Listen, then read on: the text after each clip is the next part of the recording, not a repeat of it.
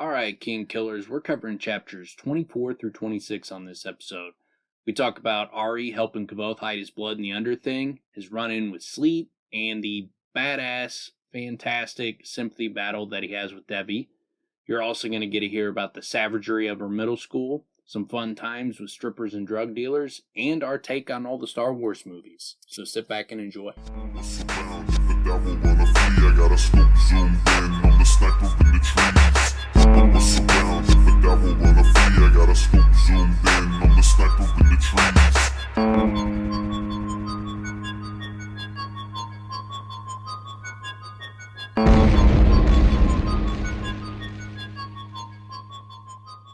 Welcome back, you brave and merciless killers, to the highest echelon of killer broadcasts, Kingkiller Podcast. Tonight, your hosts, Lieutenant Dan, and the dirty, AIDS-ridden, drug-crazed, stripping hippie, that's my Timmy. Jesus. You can sit here if you want to. Well, thank you, Timmy, but we really should be getting started. So I guess that makes me Fitzist Gump. You see any good movies this week, guys? I'd like to talk about that performance. Yeah, I don't. Am I Jenny? Spot on, wasn't it? Is that who that is? No, you're Timmy. Forrest Gump. No, he's No. Timmy. I'm Fitzist Gump. Yeah, he's Jenny. Yeah, but she said like. Didn't you she hear had, what he like- asked Oh me? yeah, I guess you did. Yeah, I think do she had Tim A- as Jenny. So Did you she did get AIDS? yourself as I don't remember. Forrest Did she have AIDS at some point? It's implied.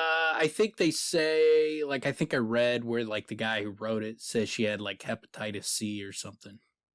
But didn't she? I thought she died. Because, They don't she mention was- what she died of. She does you die. assume it's AIDS, but I think he said, the guy that wrote it said, like, it's hepatitis C or something.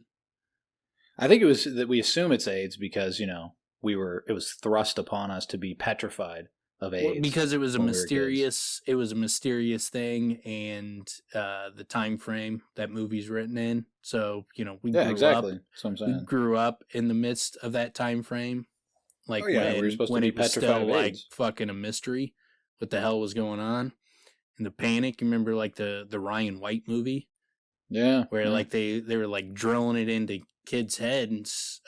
We wouldn't have thought anything of it, but like they were sitting there making it where it was like, don't drink out of the fucking water fountain. Yeah, Like, yeah. Yeah. it's Jesus, like- man. I mean, like when Hover you think over back the of like toilet how seat. limited the knowledge was, like it was a full blown panic there for a while. Everybody was like thinking the fucking world was coming down to an end. Yeah, and it was because it was the end of unsafe sex. Yeah, in a way, that was the end, wasn't it? It really was the beginning of the end, wasn't it? Here we are now. Look at us. Married Look and at no us. sex.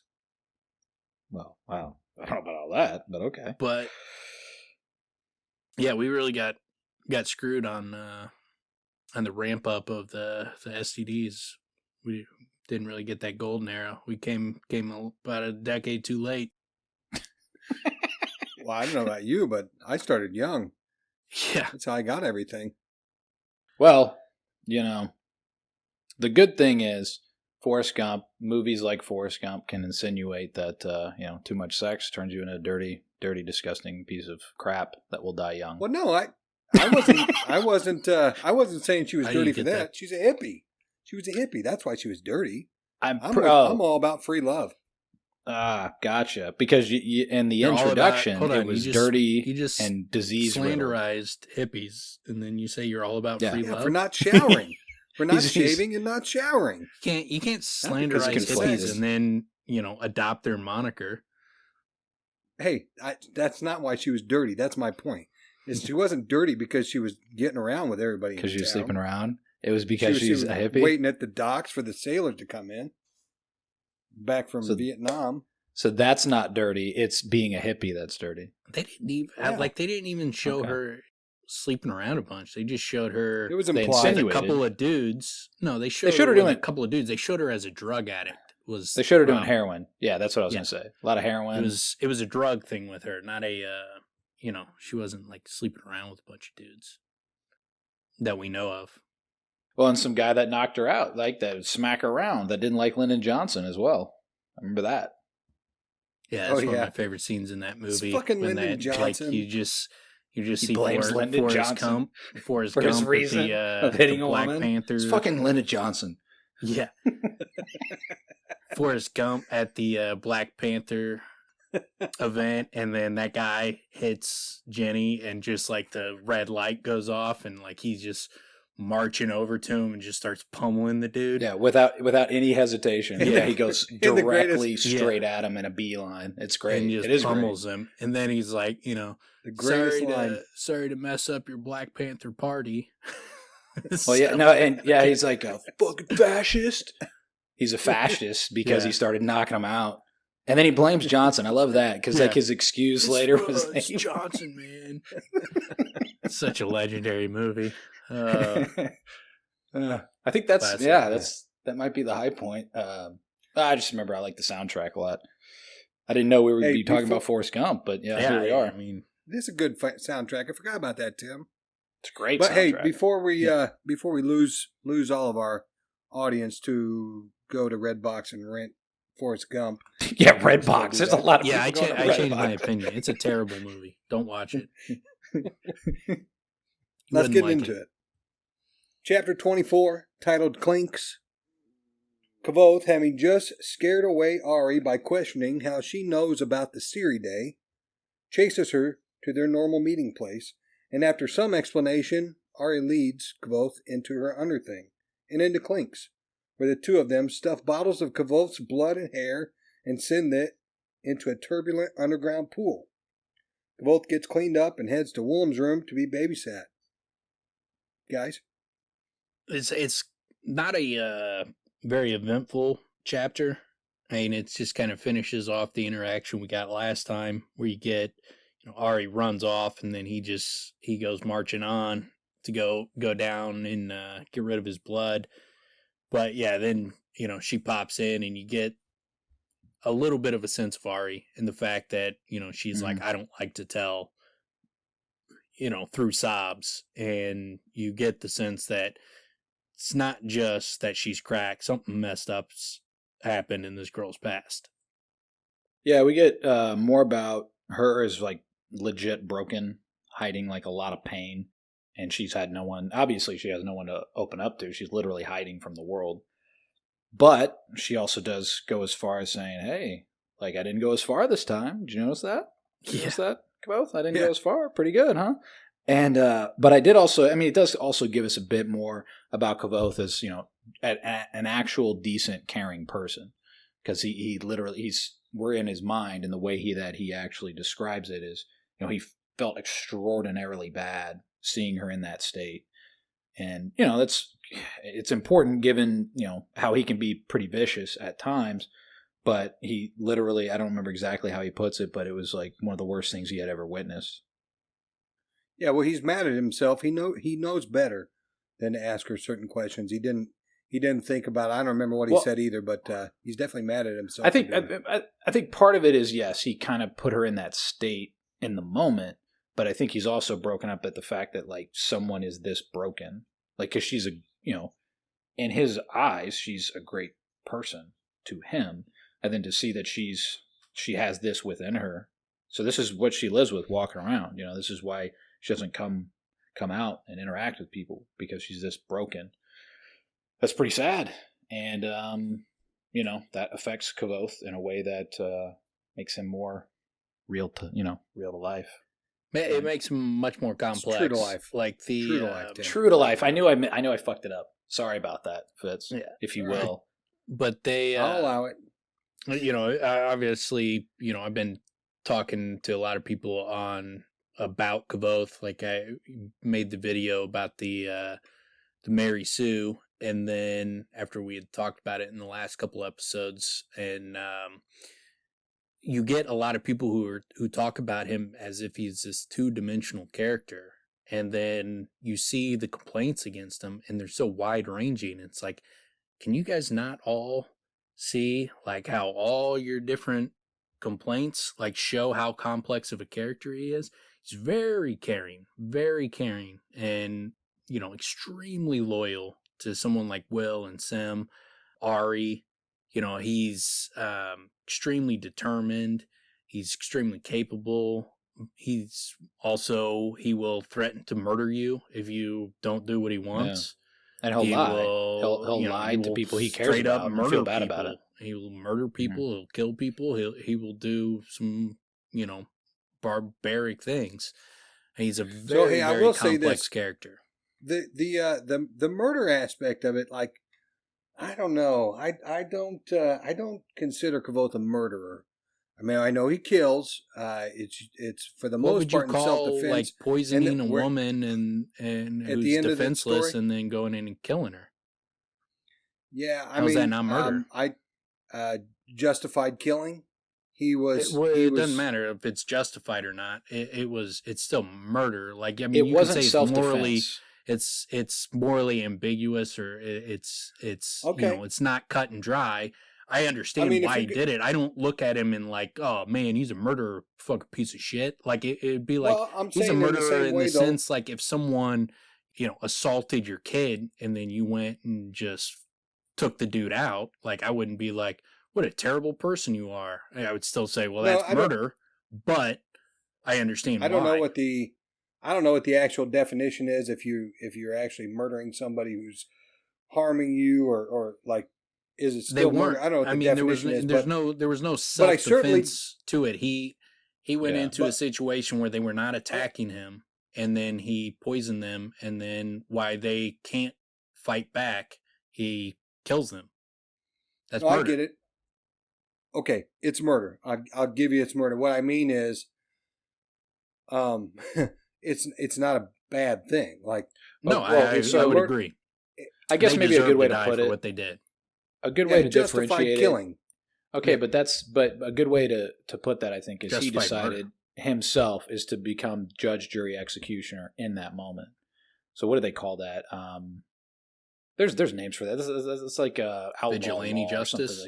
Yeah, there you go. Something like that. Yeah, there's many different words for it, or terms. But yeah, that's basically what he engaged in. But yeah, again, that's not a Mary Sue thing. That's not. No. That's not a Mary Sue thing. He wouldn't be put in that position, right? Or he wouldn't do that. Basically, he would find a way out of it, take the girls, and leave those people be, bring them to justice.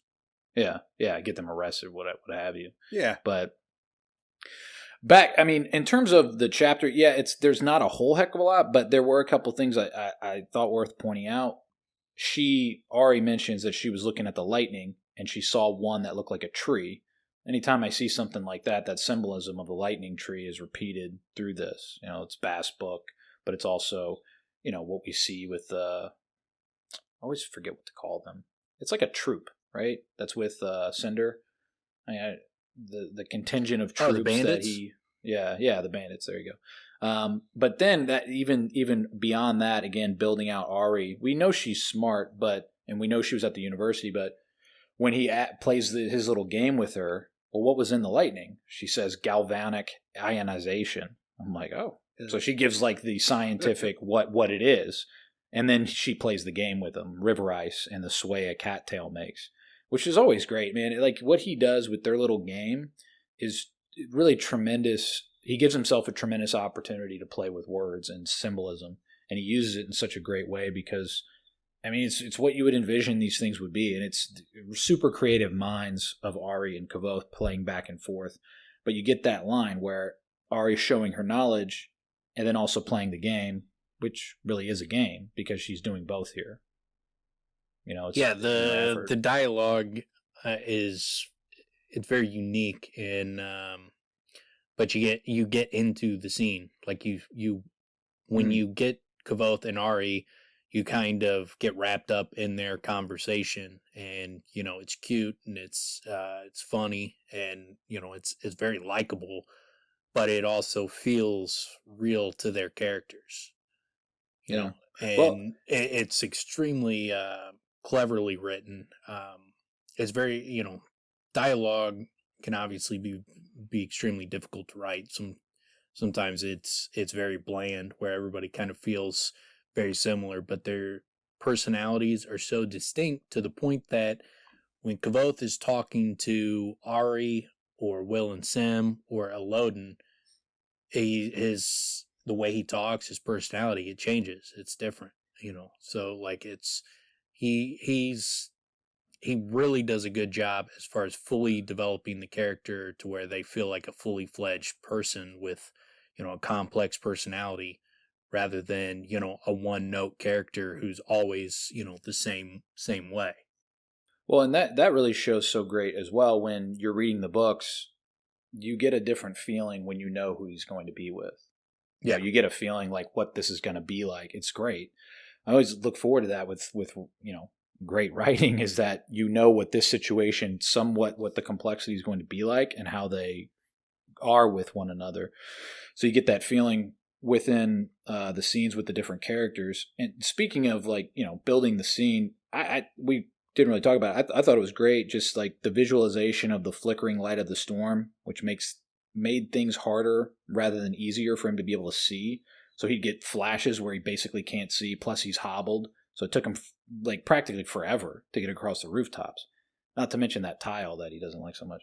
But it's the scene itself. I mean, it's in a short period here. There's a lot that I don't know that I liked about both characters and how they interact, but also getting a little bit more about each of them. It's pretty great.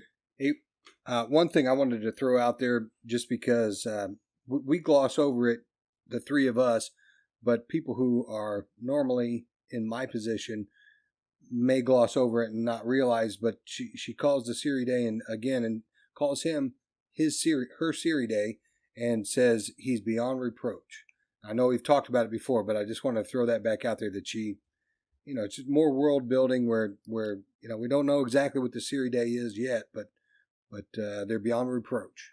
Well, and it gives us more about Auri's background and how much she knows about the world. Like and that was the question he just asked, was how do you know about the Siri Day? Not only does she know who they are, she knows what they are. And then that feeds us what has been explained plenty of times on the podcast. But yeah, I think up to this point, you don't really know who they are. But no, I think this might be the first time they're mentioned. If they're mentioned at another part, I can't remember off the top of my head, but it's at least one of the first times. And then they're not explained really well until Kvothe tells his story about Skiop and Feyreaniel. Then he gives a more full explanation of who the Siri Day are. But yeah, she knows them, and then she also knows the motto of the Emir, like the old Tema, I think it's Tema, that saying of their motto, which is what Lauren tells him the first time Kvothe goes to the archives and he's asking for books on the Chandrian and the Emir, and then Lauren brings him into his office and he's like, let me tell you, I can settle your curiosity a little bit, and he tells him that saying that Avari Enum Uge, which means for the greater good, which Lauren says is roughly translated for the greater good. It's also what is written around the outside edges of the Duke of Gibeah's book. That's going to come up in a later chapter when he puts it together that the Emir had secret members, and so that they're likely, were in hiding, are currently in hiding and still working their magic on the world subtly. But she knows that. She knows that Tema saying. So she's familiar with the Emir, the Siri Day. Siri Day doesn't seem like that would be that surprising. It seems like it's a pretty common tale and a common piece of knowledge, but that saying seems to be more specialized knowledge, that it's not something everybody would know. But she knows it. So it gives, she knows things, and I'm not sure what it says about her, but could be that, in her family, the Emir are, a piece of the puzzle for her, like that she's familiar with the Emir. She's obviously sees them as good guys. Yeah, especially the way she describes it there. And speaking of what it says about her, when she takes him down into the underthing, which this is really great in terms of building out the underthing a little bit more, where we get like little details of, the sound of glass on stone, brighter tinkling sound of glass on glass, spiraling staircase, pool of water, all that type of stuff is great. Reminded me of the Auri book for obvious reasons, but she's done this before. She's taken things, put them in bottles, and had them circulate around. So it, brings the question up: who was she hiding from? Or it doesn't seem like it's just paranoia. Obviously, it seems like, and we've sort of speculated that she's escaped from something, from somewhere that she was being either held, or either she was held captive, or I don't know. It could be part of she's cracked, and it's just the paranoia. It almost gets suggested by her nature. Yeah, she's obviously extremely scared of the crookery, the rookery, the mental asylum, and so I think that's likely a large aspect of it, is that she's trying to make sure that she's not taken there. I don't think that she attended the university, so at one point she was not fearful in hiding. She was taking classes, but at some point she went cracked, and I think the fact that they put cracked students, in the mental asylum, I think in her fear of it, she doesn't even want to go outside when she can see the rookery and outside. She doesn't even want to go outside if there's any kind of moonlight where someone might be able to see her. So, why do you think, Dan? I'm trying to remember. Is there an instance where Auri states her fear of the rookery? I don't know why you think it's made pretty clear in the slow regard of silent things, because she's very hesitant to go outside when she's like within sight of the rookery. She's very hesitant to go outside when the moonlight's out. When she's away from there, she has a much better opinion of the moon. She's not as fearful of it.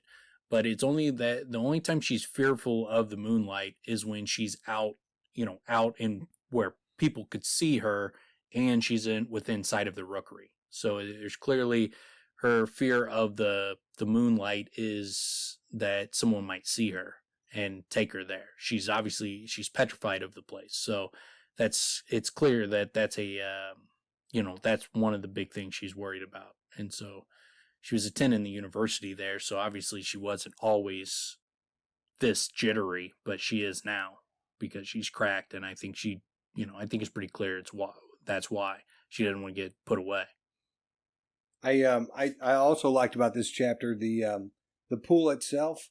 Like it's not something that I've ever experienced except for like on a river when you have a backwater. So the way that I kind of pictured it is like, you have a big drainage system, and this is a pool where, the water comes in one side and exits down below. So you have a lot of turbulent water.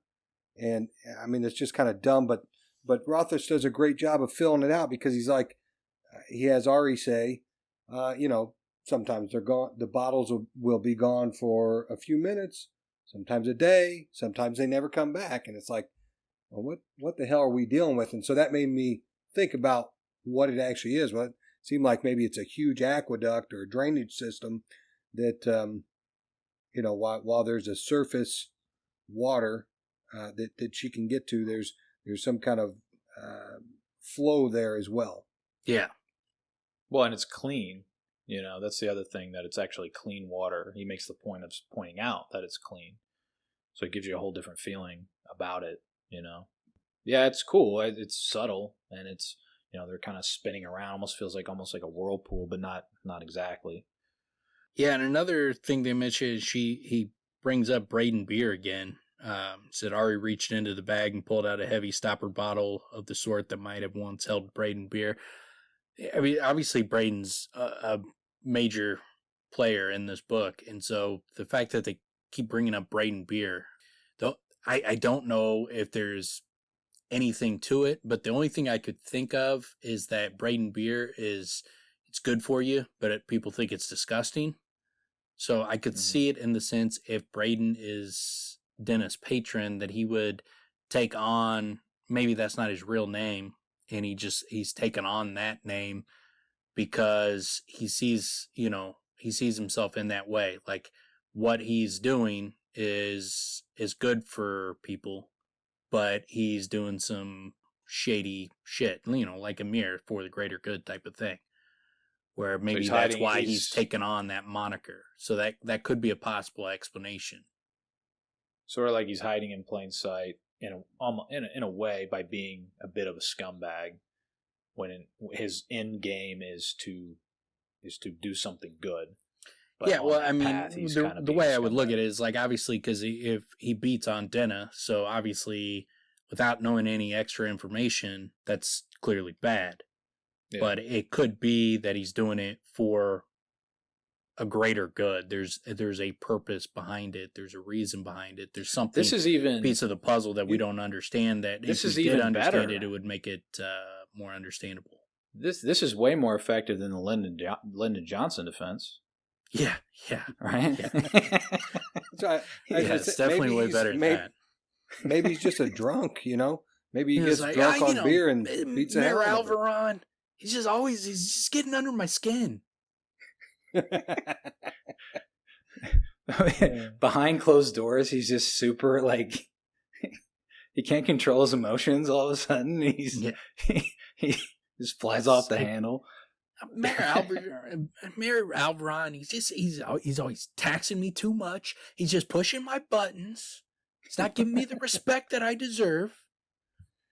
The other thing about the Braden beer that kind of comes out here is that Auri seems to know how to take care of herself. I mean, we kind of know that already, but if she's drinking Braden beer on her own, he brought it to her because it has those minerals and those other, and even his friends are like, ugh, I don't like to eat my drinks, and they're just like, oh, it's yucky, I don't like it. But yeah, that's what seems to be what the bigger attitude about it is.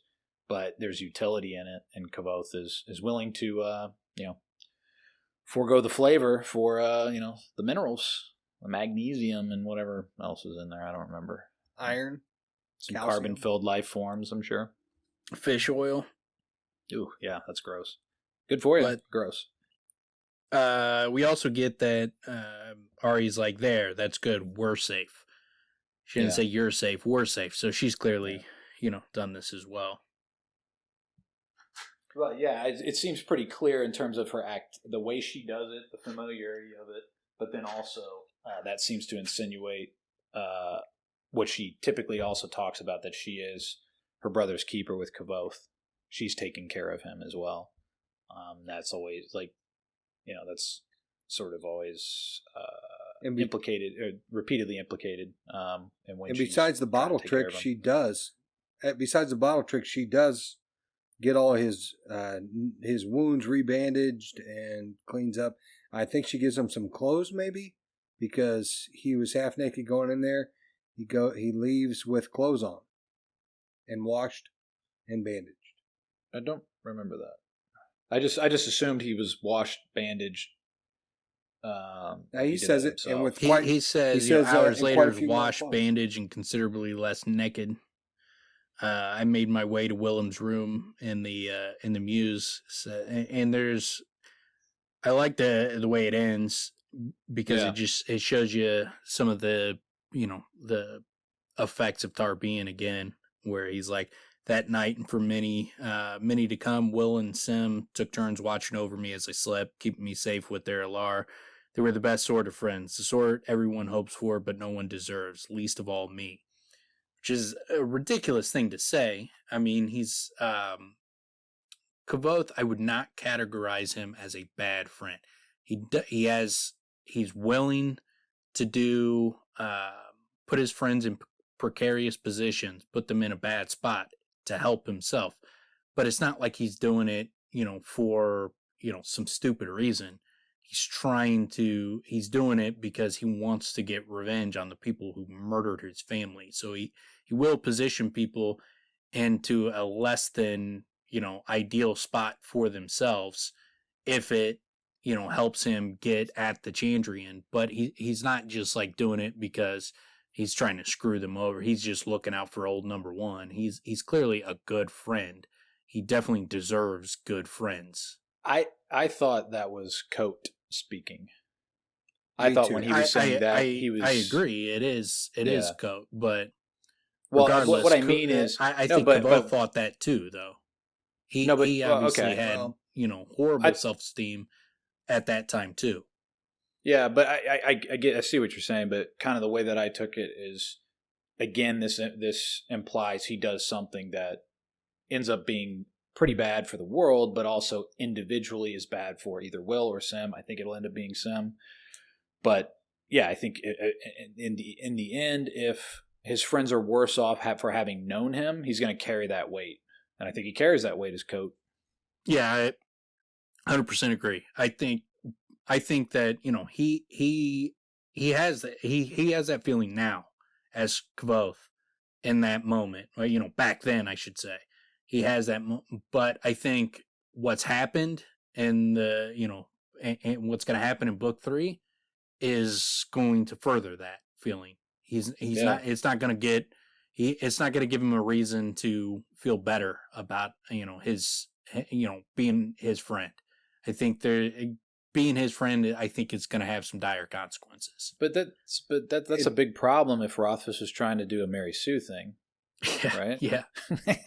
That doesn't fit at all. One of the big problems with the Mary Sue story is you don't want it to be a tragedy.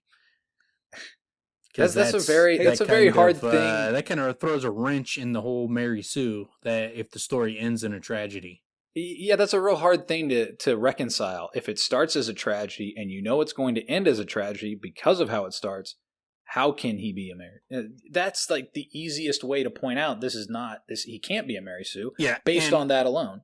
If you haven't, for the audience, if you haven't watched, you can go on our YouTube channel. I got a video. It's called "Is Kvothe a Mary Sue?"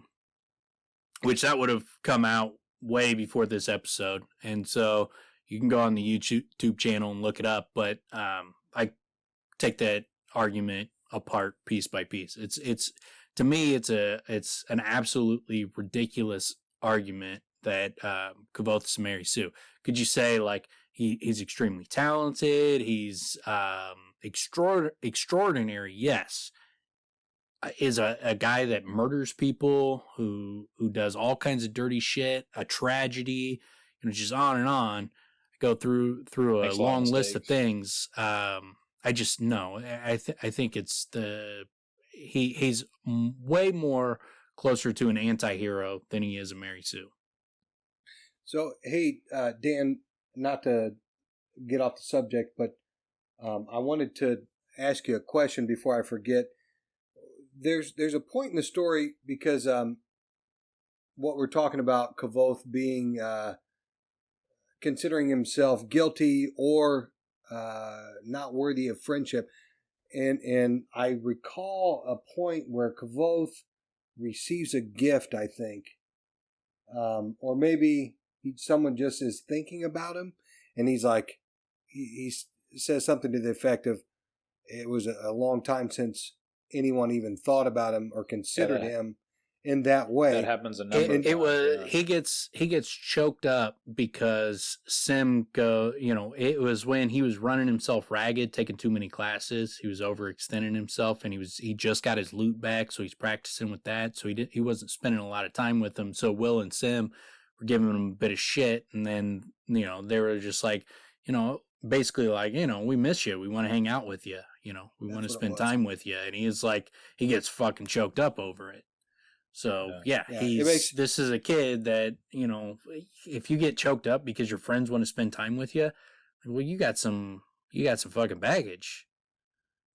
Yeah. And also, you obviously, that was my point, that obviously, his, as far as friendships goes, he doesn't have a lot of them. And so as much as he values them, he is going to feel unworthy because he doesn't have a lot of friends. He's got no reason to have a whole lot of confidence in that area. I wouldn't, I wouldn't say that, because I think there's so many people that like him. He has a limited amount of friends because of how guarded he is. He's not letting people in. But it's like, Basil, Kilvin, Master Doll, Master Arwill, Fella, Devi, Auri, Mola, like everybody he runs into likes him. Thinks he's at least an interesting person, someone you would want to hang around. And so if there's any kind of limitation to how many friends he has, he's so guarded. Well, and every single one of the women you just named make a pass at him. All of them. They all Not make Mola, passes at but him. yeah. No, Mola does. She Mola didn't makes make a pass passes at at him. him. Either she does. Yeah, once or twice she makes a pass at him when he's in the after one of his injuries. She makes a pass at him, and she kind of lets it on at least once, maybe twice. She makes a bit of a pass at him. She gives him compliments as far as she shows him, like, you're an admirable person, but I don't like get any kind of like, hey, let's. I can't think of go the roll in exact the bed reference or something. but no, well, she doesn't say that. I know, or like go on a date or anything like that. I don't get the sense that she's trying to pick him up. No, there was. I can't think of the exact example now, but I definitely remember talking about that in one of them, that she makes a pass. I don't remember exactly the context or what exactly she says, but I do remember that at least. But what my point is, that's about as good a sign as you get that somebody likes you. Yeah. I mean, come on, man. So yeah, and it does tell you a lot about how guarded he is and how he's broken. I mean, you talk about that all the time. Well, Tim, I picked up on that too. Mola, Dinah, Devi. But my first initial thought was just like, they were just all sluts. That's where I went. I didn't. I don't think that. Well, if that was the case, that's the way it was written. If that were the case, then wouldn't Simon be hooking up with all of them? Not only are they both wrong, like Fitz just like went and ran into the back of the wrong end zone, got a safety, and then spiked the ball like he scored a touchdown. What do you mean? I mean, that's the way it seemed like it was written. These girls. Yeah. What about Devi? You can't. Devi? That's a weird. She's like, let Devi me in the archives, and I'll give it all to you. Okay, well, Devi, yes, and she's very playful, and she's an aggressive type of person. So yes, that's the way she is. Yeah. Fella's not aggressive. And what about Dinah? Dinah getting all high and going around in the river like, come on, Kvothe. Dude, the only girl who comes off as like very promiscuous is the girl in the bar when he's with Tempe and them. Yeah, the waitress. Yeah, the redheaded waitress. Yeah, she seems very promiscuous. Dinah's got, she's got a purpose. There's a method to the madness, and she's playing the slow game. Devi is a flirt.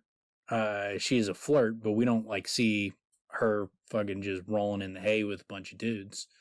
So like Kvothe ends up becoming a huge man whore, though.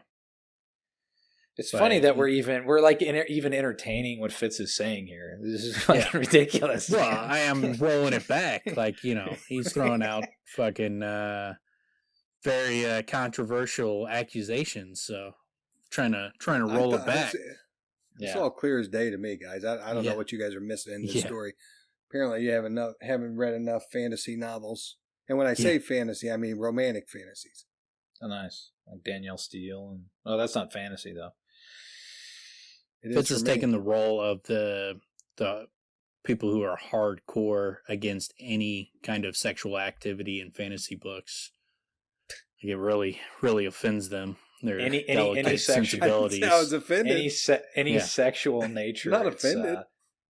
They're clutching pearls. Yeah. Oh my goodness. Oh, all these tramps. These tramps in the town. It reminds me of like the the high school boys. Like, girls, if you're not aware of this, and I'm sure you are, high school boys are like, if a girl gets with a single guy one time, first time in her life, like, slut. It's so ridiculous. It's so dumb. It's such so true. Ridiculous, but it's 100%, a thing with guys. I don't even think guys honestly believe it when they're saying it. It's just a weird thing about guys at that age. Yeah. Well, it's once you get out, I think it's a jealousy thing, is what it is. I think they are they're jealous that they're fucking lonely and that kind of shit. I think that's where it comes from. and it's just being exuded outwards. It's probably worse with like social media and shit, I imagine. We didn't have that. Yeah, I don't know. I would hate to see how vicious shit gets with kids nowadays. Jeez. It's vicious I'm enough sure when we were growing up. It's definitely evolved in a way that I would imagine is probably more vicious. Because what people are saying behind your back is now like in your face. Yeah, it's a lot more broadcast now. It's all out there. Yeah, there'd be a lot of meet me at the park after school. We're gonna settle this.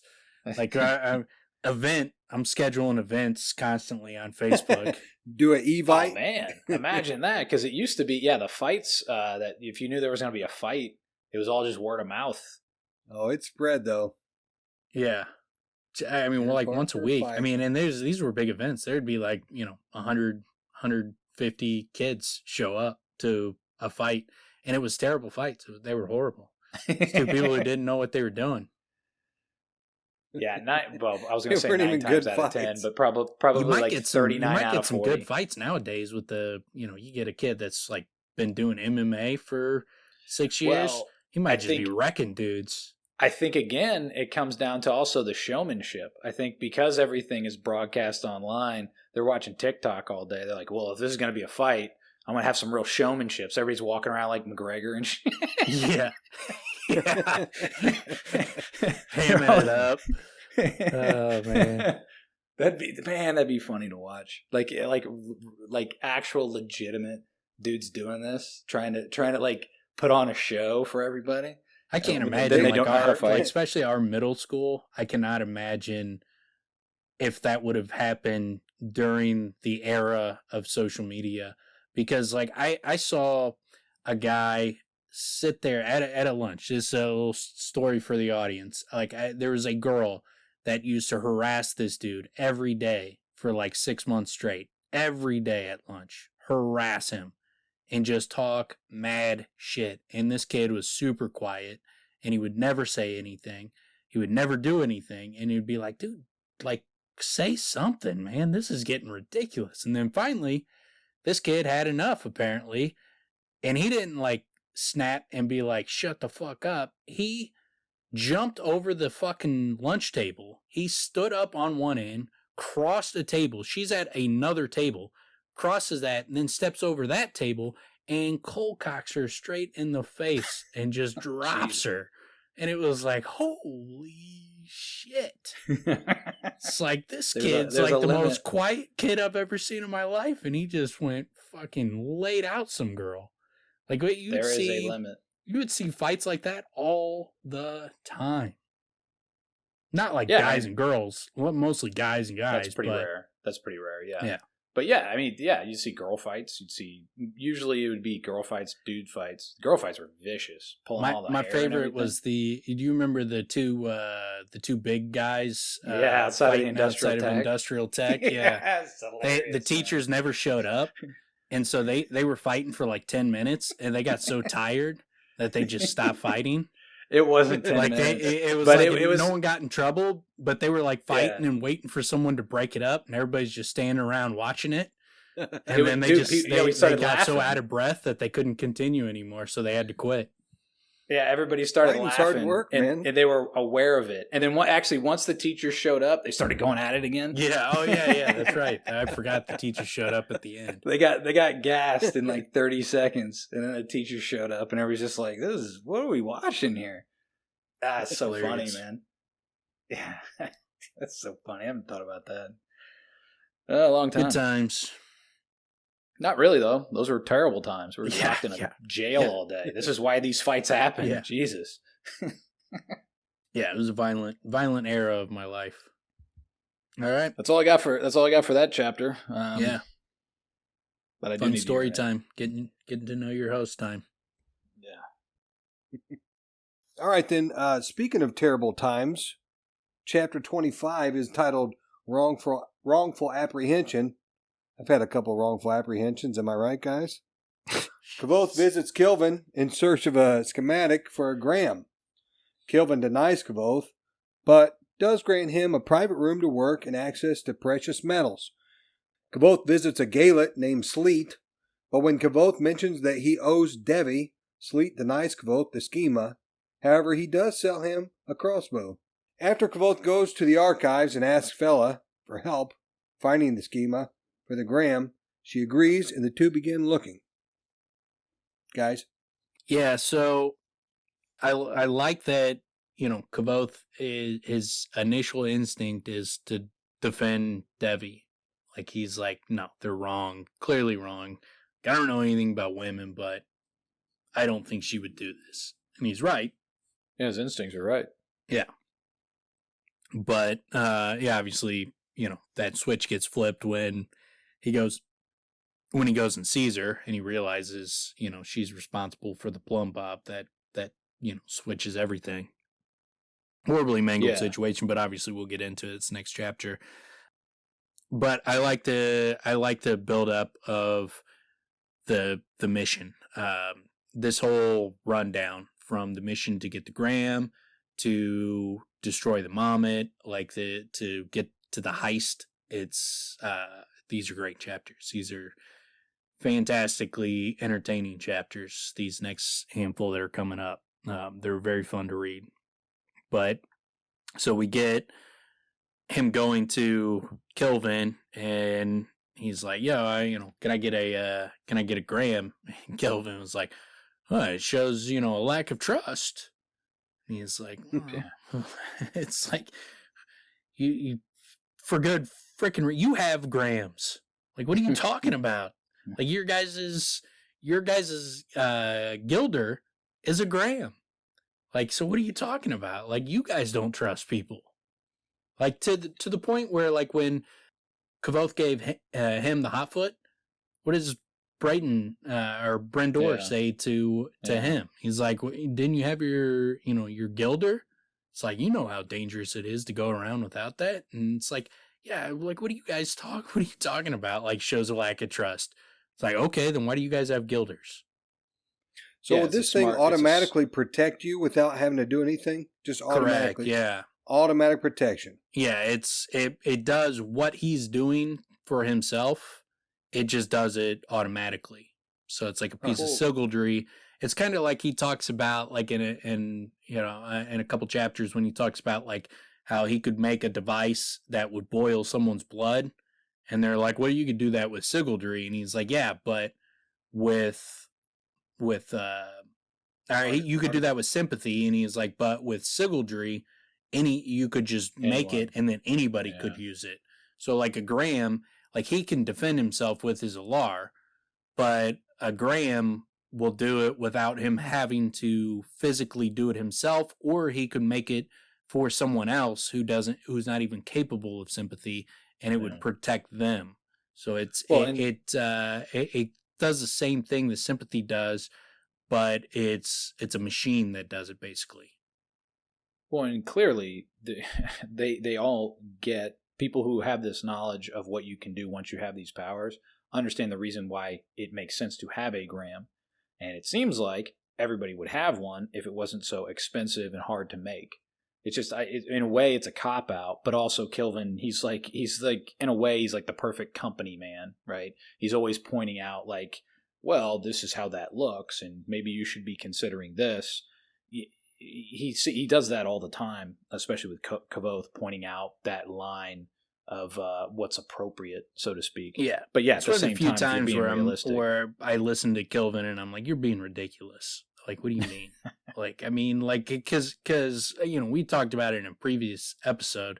It's like, to me, when I hear about a gram and I realize a gram exists, it's like, why doesn't everybody have a gram?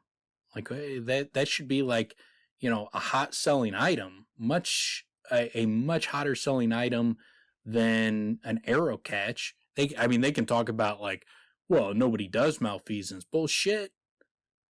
I mean, we see it. Why are they training people how to fight? They're training people how to defend themselves. Why are they doing that if nobody uses malfeasance? Clearly, it's used. Clearly, the masters protect themselves against it. Like, this seems like it should be a standard. You come to the university and you learn how to make a gram should be like day one. or at least Yeah. you can buy them easily. Well, it strikes me, and I think it does make sense. I think the second thing makes more sense, is that you would be able to buy them. It seems like it's expensive and it takes a lot of effort. So the cop out is, well, you don't really need one. You need to trust that no one will just do this. But again, that's pretty absurd, the idea that people don't do it. Obviously, if they know how to do it and if they're driven to do it, seems like they'll do it. That's why you guys are teaching us, in the advanced sympathy, they're teaching them to duel.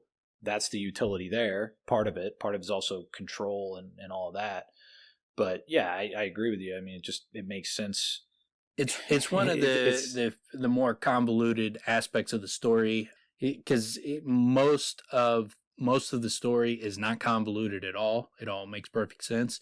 This one, I feel like he realized the problems with it, and so then he tried to write them away, because he's like, Kilvin's like, it's very expensive, but then also you'd be like, well, Will and Sim could afford one.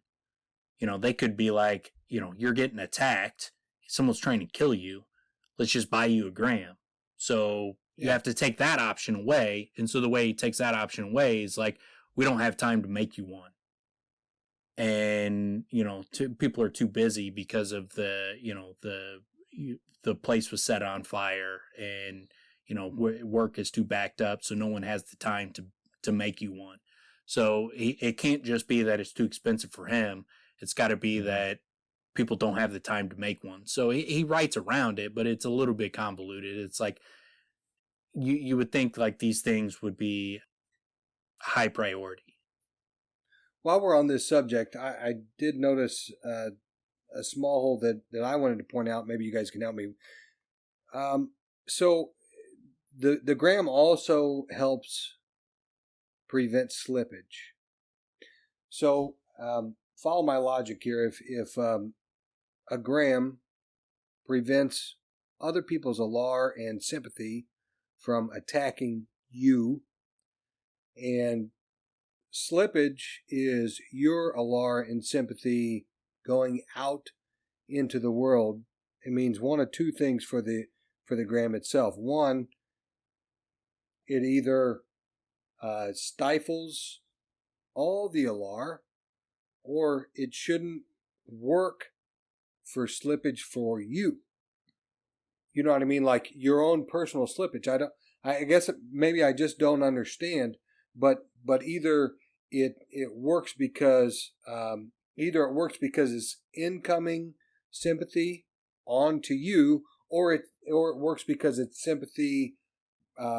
It works against sympathy in general. Think of slippage as like an attack on yourself. It's like you're attacking yourself. It's the some of the energy transfer.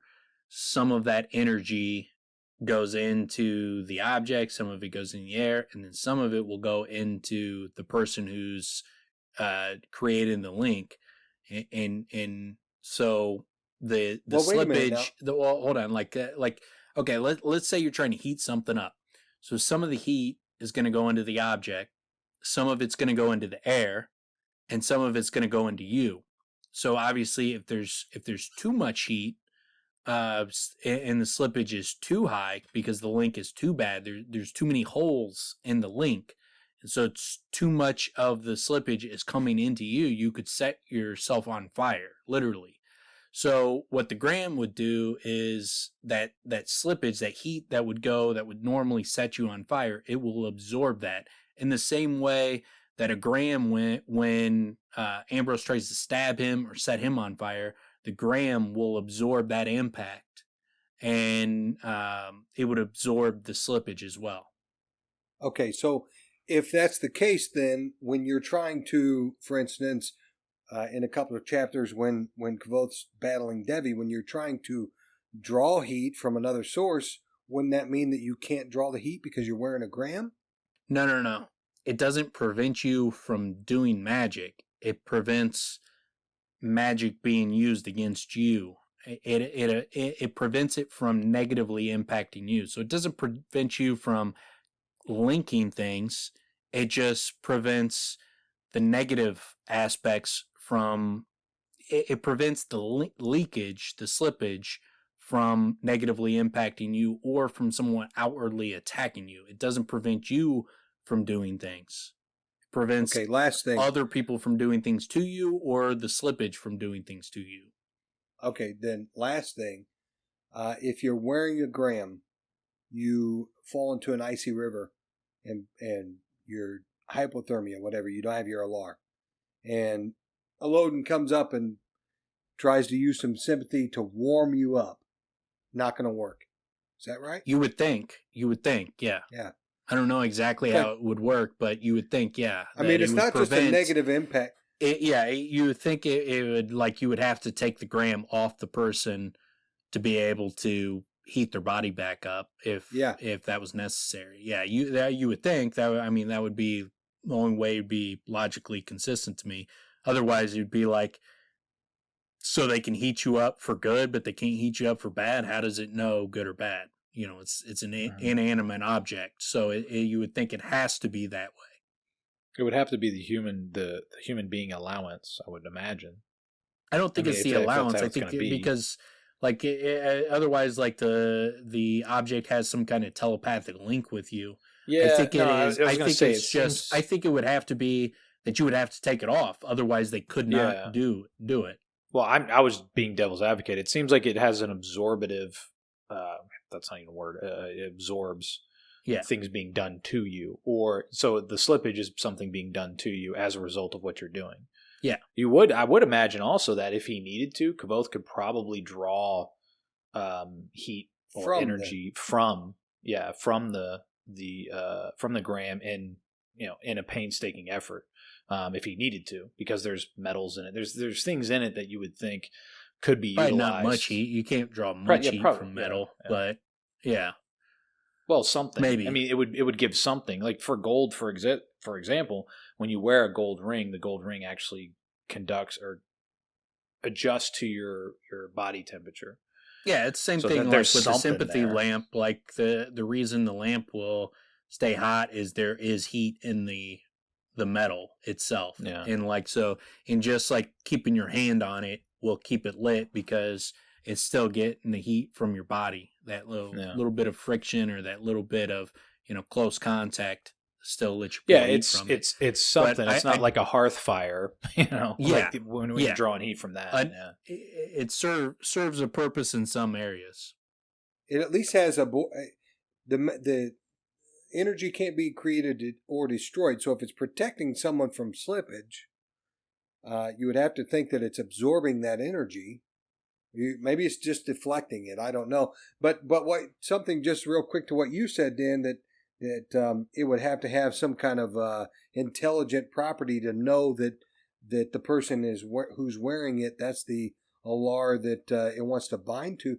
I mean, if it would have to, if you're protecting and it's protecting from sympathy, and at the same time allowing sympathy to go out from the person that the gram's on. This I have a hard time understanding. I think like as far as whatever the object is, it doesn't prevent you from utilizing magic. It prevents magic from being used against you. And I think the way it's able to do that is similar to how like you make a mommet. Like they need your hair, your blood, your urine. They need your essence so that it protects you.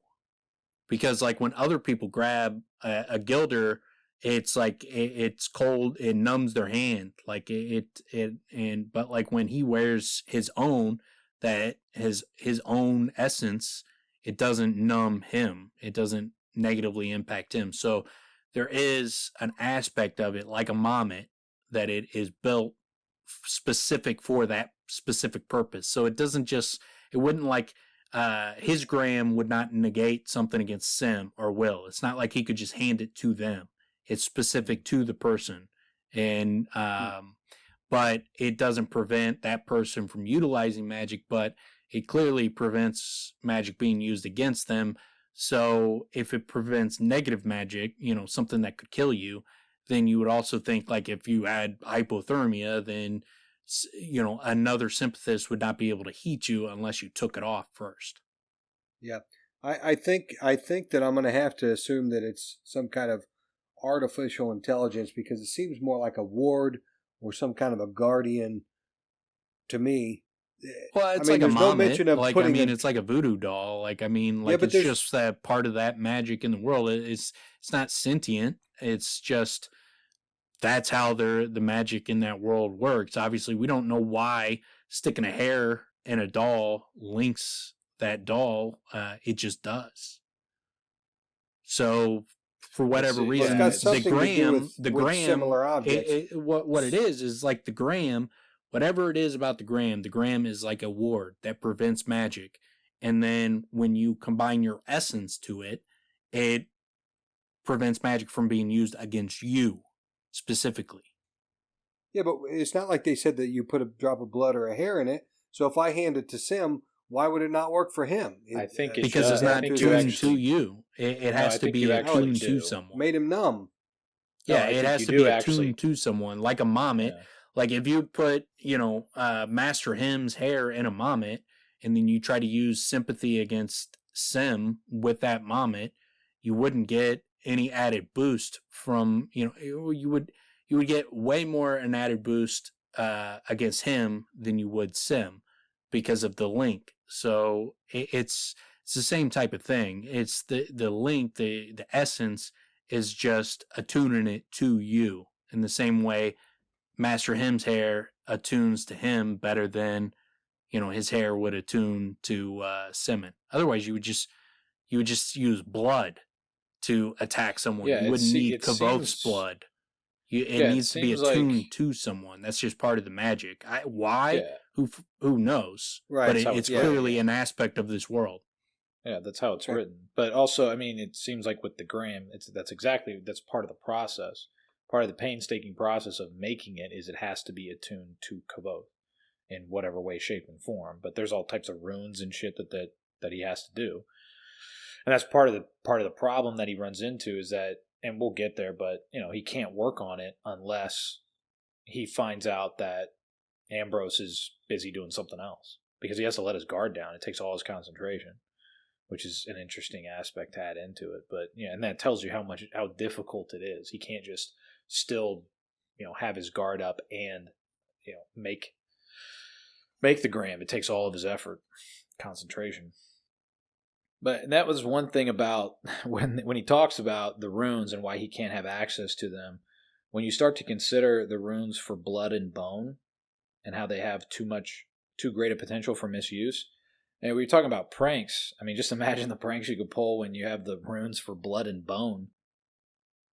Yeah. Against somebody. Like, got your femur. Your leg is shattered. Hilarious. What a great joke by me. I'll never be able to walk straight again. Good luck with that, Limpy. Hey, Limpy guy. What happened? What happened to your leg? Oh, looks like someone should have got a Grammy. Yeah, but then, so Kelvin won't give him the schema, and so he then moves on to the other aspect of it, which is kind of like layered into this whole story, is behind the scenes, he's also working on the arrow catch. And so then, cool. With this, he gets the room, and he gets the, permission to get the gold and the other precious metals that he previously didn't have access to. Obviously, he utilizes them for, I can't remember if he uses any part of the gold or anything for anything beyond buying the arrow or the crossbow. But regardless, it's all kind of wrapped up together. So he gets, the room and the gold, so that he utilizes to, to make the arrow catch and also make the gram. It's pretty great how he does it, because we don't know exactly what he's making. There's something we can tell something else is going on a reread. What's happening there. It's also pretty great payoff that when he pays Sleat, he does exactly what they try to prevent. Yeah. Exactly why they don't give permission for people to have precious metals is because they might do exactly what Kvothe does. Yeah. And I like the fact that, you know, I forgot what I was going to say. We were talking about how he's trying to make a gram, then he just moves on to the crossbow, or the arrow catch. Oh, yeah. Okay, now I remember. When he talks about the crossbow, when you're going through it the first time, it's you're not sure if he's going to be utilizing the crossbow to go after Ambrose. You're thinking like, whoa, you don't really know what is this guy? What length? Because you're not thinking he's going to make an arrow catch because you don't know anything about his project. Well, not only that, then you also he gets this epiphany with the bear trap. Yeah. So you're like, what is he going to do to this dude? Yeah. Like, what exactly is he going to pull here? It's pretty great, man. Because you don't really know what to expect, and it's almost like it's not in the background. It kind of is because the objective is the gram. And then he just moves on to this other thing, and then you bring in Sleat, and it's kind of like, all right, so what? I try to put myself in the seat of a first reader, and what these things seem to symbolize. Like, why is he going for a crossbow? Why is the bear trap a thing? That all of a sudden in his mind, he's like, I need to get this. And like, because the only things you're hearing about in his head, other than like he's like, you know, Kilvin's like, oh, I hope you're gonna make me great things. Like, okay, well, I need a room and this for it, and then he has a couple thoughts on it, but he doesn't have any specific thoughts on it. So it's just kind of like a background thing. So when he's on a mission to stop Ambrose from attacking him, like you're thinking like he's getting, obviously you don't know it's Ambrose yet, but like eventually you realize, okay, it is Ambrose attacking him. And so why does he need a crossbow? Why does he need this bear trap? What the fuck is he going to do to this guy? And you have no idea. That's why the reveal, when he does eventually show the arrow catch, like you're like, oh shit, like that's what all that stuff was for. That's fucking brilliant. Yeah, it's so I'm great. Close enough to it. I kind of forgot even now. So at first, when he has the room, I'm thinking he's trying to find the scheme. He's going to build a gram in this room, whether Kilvin likes it or not. And when the crossbow come up, I'm like, what did he do with that crossbow? Why did he?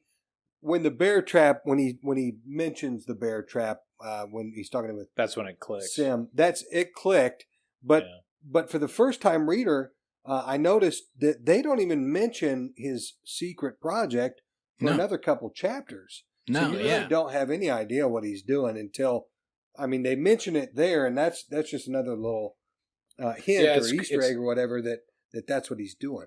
It's great the way he does it. It's great because you're kind of on your heels figuring out what's going on here, and things are getting ratcheted up because he's having to defend himself, and now he knows he's verifying who it is, and now there's a lot of intrigue and sort of complicated anxieties being insinuated. It's great. It's fucking great. I love the way he did it. Yeah. I like Sleat. I like the way he introduces him, how he's, he describes him as one of those rare, indispensable people who have a knack for arranging things. Just an interesting sort of introduction. And then I like his body language screamed authority. He moved as if he were in control of everything around him. Just the whole introduction's really cool. And just his, I don't know, man, like his, the way when they sit down and just the way that Sleat is, they're similar in the sense that they both want to tell stories. They want to hear stories about themselves from each other. But yeah, like Sleat's approach is pretty great. Cause he's kind of, it's kind of like a Devi. He's a different personality, but similar, to Devi, in a lot of respects. Yeah, it's funny. They do the feeling each other out with the whole introductions and then not going straight into what's going on. But then once it gets to it, he's very to the point, straight to the point, not fucking around. But then also we get a little picture of how vicious Devi is, how like her reputation is big in the world. And I love Kvothe tries to call him out on it. He's like, dude, you have no idea what the fuck you're talking about, man. You don't know what you're in for. There's also a nice little piece of world building in the Bale was several rungs farther down the ladder. It was grubbier. Yeah. Music was not a priority, and the fights were usually only recreational for one of the people involved. Like, so you get that little aspect of like, some bars are seedier than others, and get that kind of little bit of world building in just a few little short paragraphs. Doesn't like belabor the point, but he builds out the world and sets the scene before, Sleat is introduced. I like, even as far as he does this every now and again with like the architecture of places around there, but going as far as describing the Bale, or whatever, the Bale and Barley. So despite being seedy, it had wooden floors and glass in the windows. And if you passed out drunk and woke up missing your purse, you could content yourself with the fact that nobody had knifed you and stolen your boots as well. So you're like, Jesus. So there are shit shacks that you can go into and basically imagine you go in there wasted. The next day, you may not wake up at all. Yeah. Or if you do wake up, you have wounds and you're missing all your clothes. So it's not that place. It's just a rung above that place and a little bit below Anchors. It's, so you're getting like this list of kind of how the world is, which, that's how the world is. So it's cool, man. True to life. It's like our middle school. Back to middle school. Yeah. So I had a quick question, guys. Go ahead. The having to do with them talking about their reputations. It seemed like everything that Sleat said about Kvothe was true, except there was one thing that stood out that we know nothing about at this point, and that's that the rumor is that Kvothe talks to the dead. Which is obviously a bullshit rumor, because we are in Kvothe's head. Yeah, well, I mean, I wonder why they 1 say hour that, each though, night. That's also bullshit. Yeah, but I mean, like he's told so many ridiculous stories about himself that he has demon blood, and he doesn't sleep, and he talks a different language during when the moon's out and all that kind of shit. So like obviously, through telling all these ridiculous stories, people have started making up their own story. It's like Old Cobb. You listen to him tell stories about Kvothe, and he's like, and Kvothe. I'm sorry. He's like he fights a demon, and then he eats the demon's baby, and then he grows horns, but then he has to go and kill the unicorn to get rid of the horns. Hang on. I mean, like it's that kind of ridiculous here's shit. My point. People just come up with their own thing. The reason why I bring it up and why I didn't think that I could just give way to false rumor is, like I said, everything that Sleat says has some truth to it, except for that one thing. And when it's said, Kvothe goes, I didn't start that rumor. So I wonder if there's something or someone that Kvothe's talking to that other people can't see. Well, I mean, you could go there, but also keep in mind he sleeps more than an hour. Well, maybe he doesn't know either. Okay, but again, he sleeps more than That's not the only thing. He sleeps more than an hour each night. Okay, but he sleeps very little. He also didn't. Everything else was at epic least battle based with the Loden. Like, I mean, most of the stories are bullshit. It's like half the stories are bullshit. Everything else is based at least on partial truths. This comes out of nowhere. It's the only thing that comes out of nowhere. And that's why Kvothe. You keep saying that. There's marks on it that it's like he's even like, what? What did they say I do? Like he's even like this. This is a ridiculous one. He's like, where did they come up with this? If you list them, Tim, if you list what the rumors are, they're all based on something that actually happened. Which is why Kvothe doesn't react to the ones that are based on something that actually happens. He only reacts to the one that sees the connective tissue there. Right. Yeah. He sees the connective tissue there, but they're grouped. You keep saying it as if it's one. There's 3 of them that are grouped together as things that were absurd. You only sleep an hour each night. You have demon blood. You can talk to the dead. Those 3. He's like, wait, what?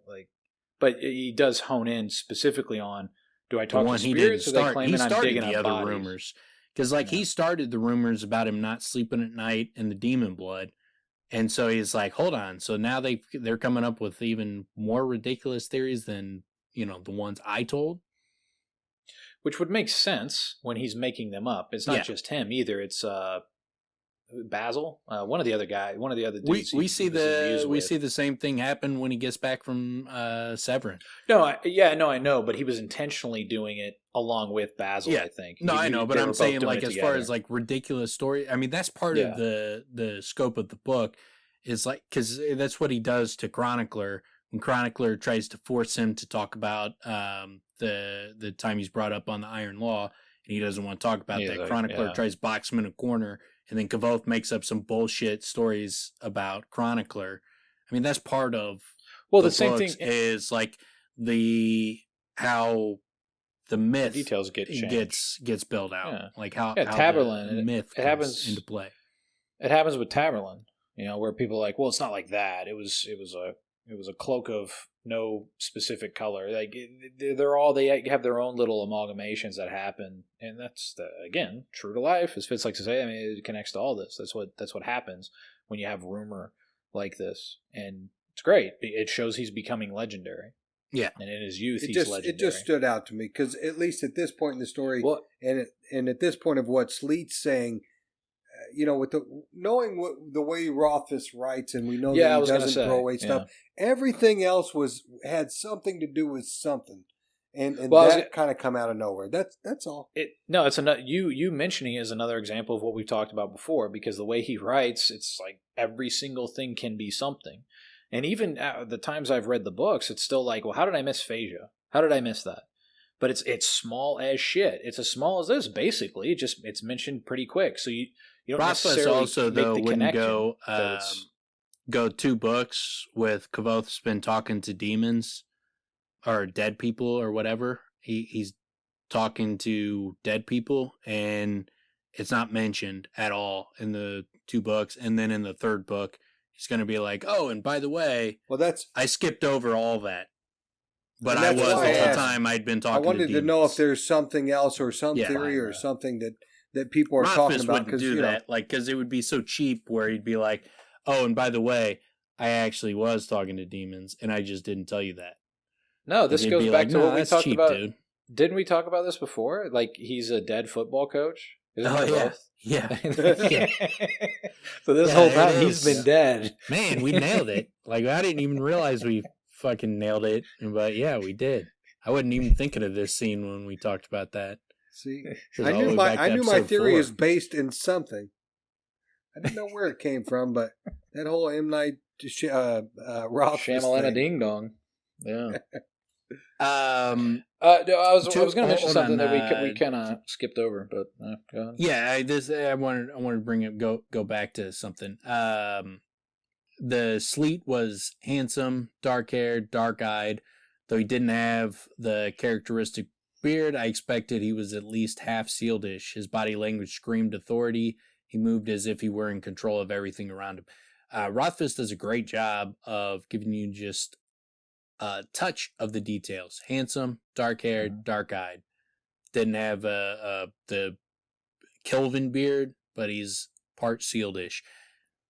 So you can build your own image of him. I'm sure Sleat looks different to everybody, but he does a great job of giving you just enough, let you build your own image of the person, and that's it. He doesn't try because once you start giving too many details, then the images, they just become weird looking things in your mind when you start like giving too many details on, and you have to picture like he gives a depiction of their nose, and then you have to picture that kind of nose. Like you start losing the image when you give too much. I especially like he could own the bail for all I knew. People like Sleat are no strangers to money, and then he's sitting there with an anxious man. He's the authority figure there, and he's kind of running the room. I actually even like the little detail of when Kvothe comes to the table.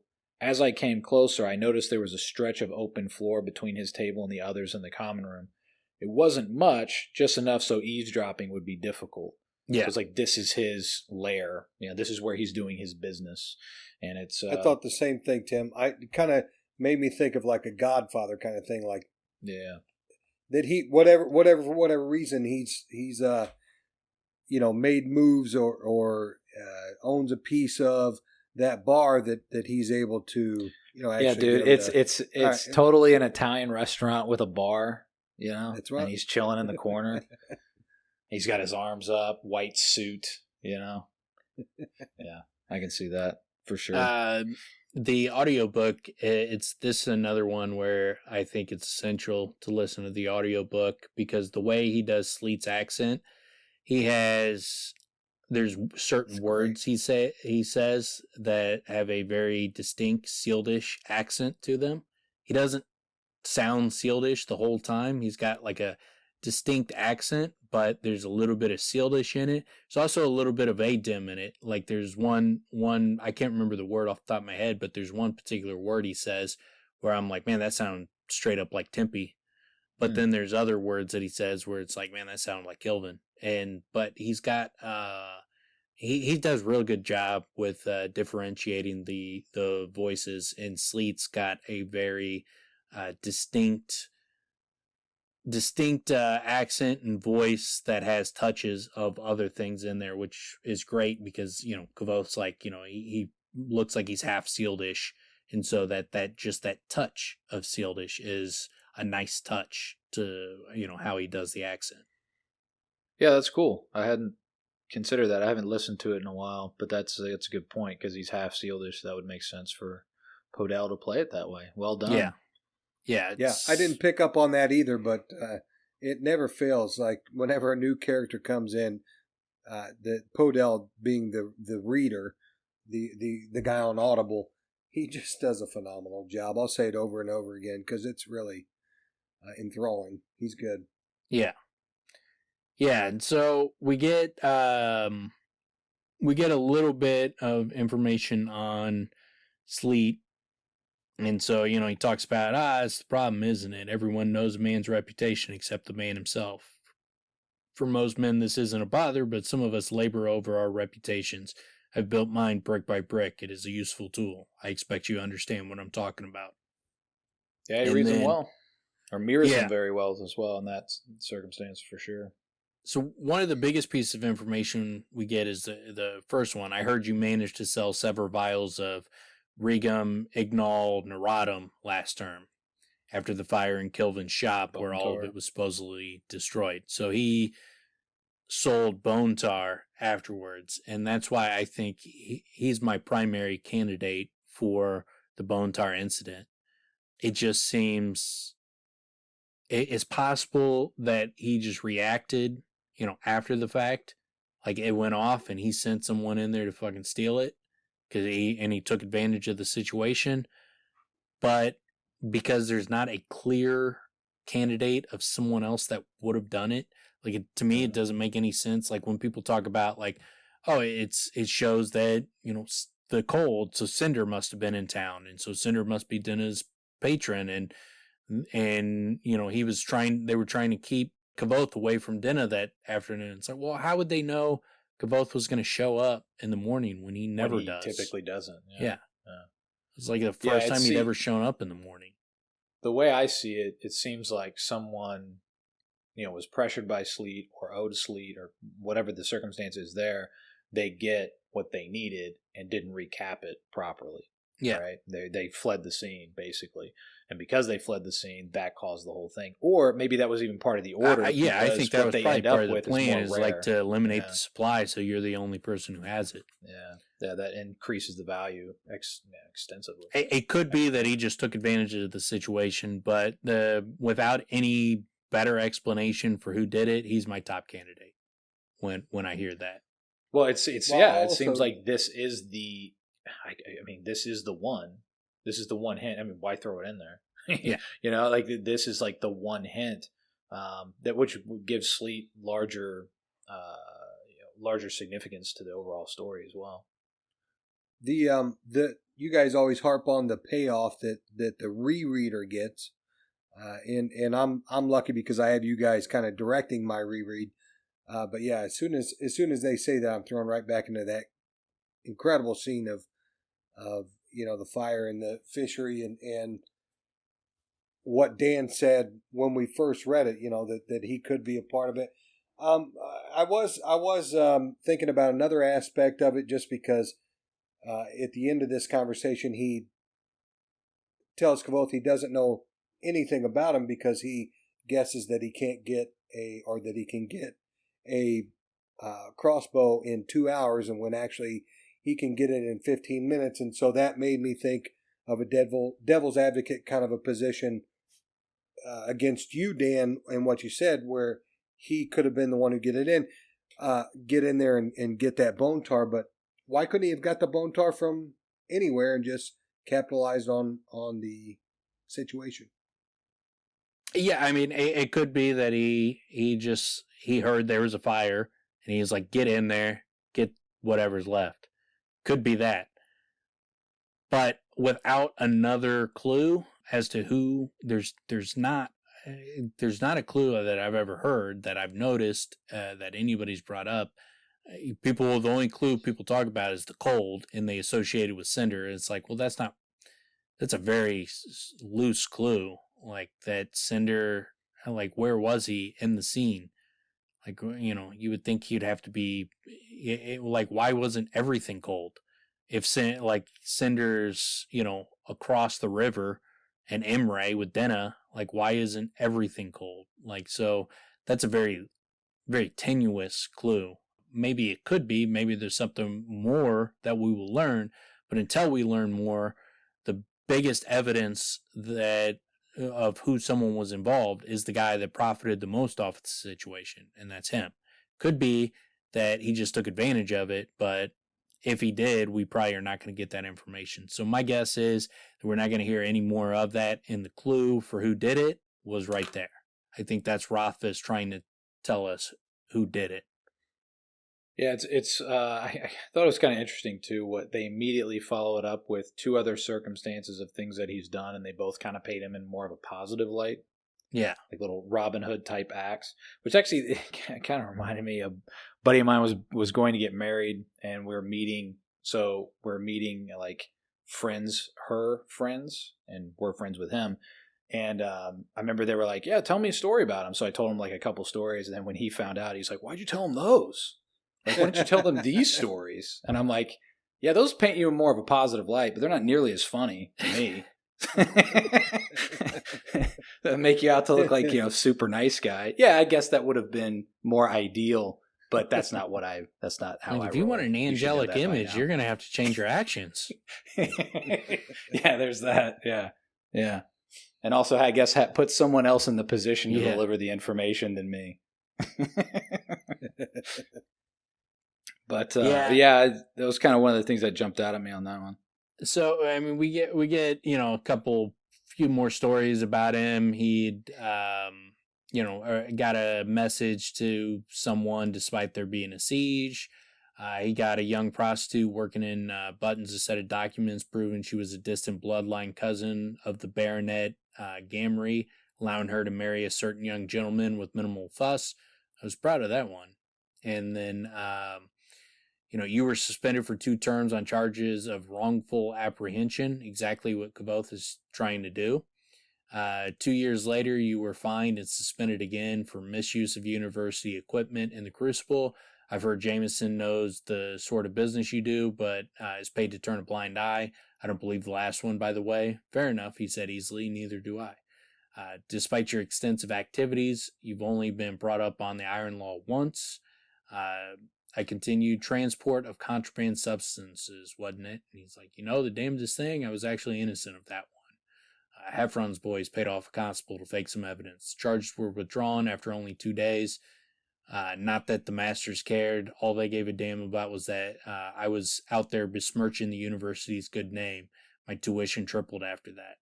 So pretty interesting, because this is kind of what happens to Kvothe. Yeah. You know, it's foreshadowing what we're going to end up seeing with him. Yeah, and you know, and specifically like the wrongful apprehension is exactly what he's there for. So he's getting mixed up with the bad kid crowd. You know? Yeah. And, well, I there's a few things I like. I mean, it's kind of interesting that Sleat's this open about it. You know, that he's kind of this open, but then you also see like even someone in his position, it can be miscast. You know, like is misunderstood because of, you know, his reputation, and then that reputation carries. Yeah, and then you get, several months ago, you poisoned a young earl's daughter with venetacin and only gave her the antidote after she signed over the largest portion of her fiefdom she stood to inherit. Then you staged it to look like she'd lost it playing a game of high-stakes pharaoh. You raise an eyebrow at this. Do they say why? No, I said. I assumed she tried to default you on her debt. And he says, there's some truth to that, he said, though it was a bit more complicated, and it wasn't venetacin. That would be extraordinarily reckless. He looked offended and brushed at his sleeve, plainly irritated. Anything else? I like that. I like that little looked offended. That whole little thing where he's just like, yeah, dude. I like that little quality about the guy, that he's being open and honest about it, but then he's like, yeah, not exactly, and that's ridiculous. I'm better than that. That stands out so much to me that venetacin, it seems like a smoking gun that it's going to come back in. I think that's going to be like a subtle clue that we won't notice until we go and read book 3, and then when we go back through, we're going to be like, oh, venetacin. He mentioned that earlier, and it came into play in this scene in book 3. I think venetacin is going to come into play. I don't imagine, because there's no explanation what it is, what kind of poison it is, and why he would be offended by it. Sounds kind of like Robitussin. Yeah. So I imagine they just rub it on everything. Yep. What's that? Vicks. It's like Vicks Vapor Rub, except for poisonous. So he's going to give it to a bottle of it to somebody. They're all going to robo trip, do something crazy like the Plumb Bob. Yeah, we'll see. Probably. But then the big one he touches on.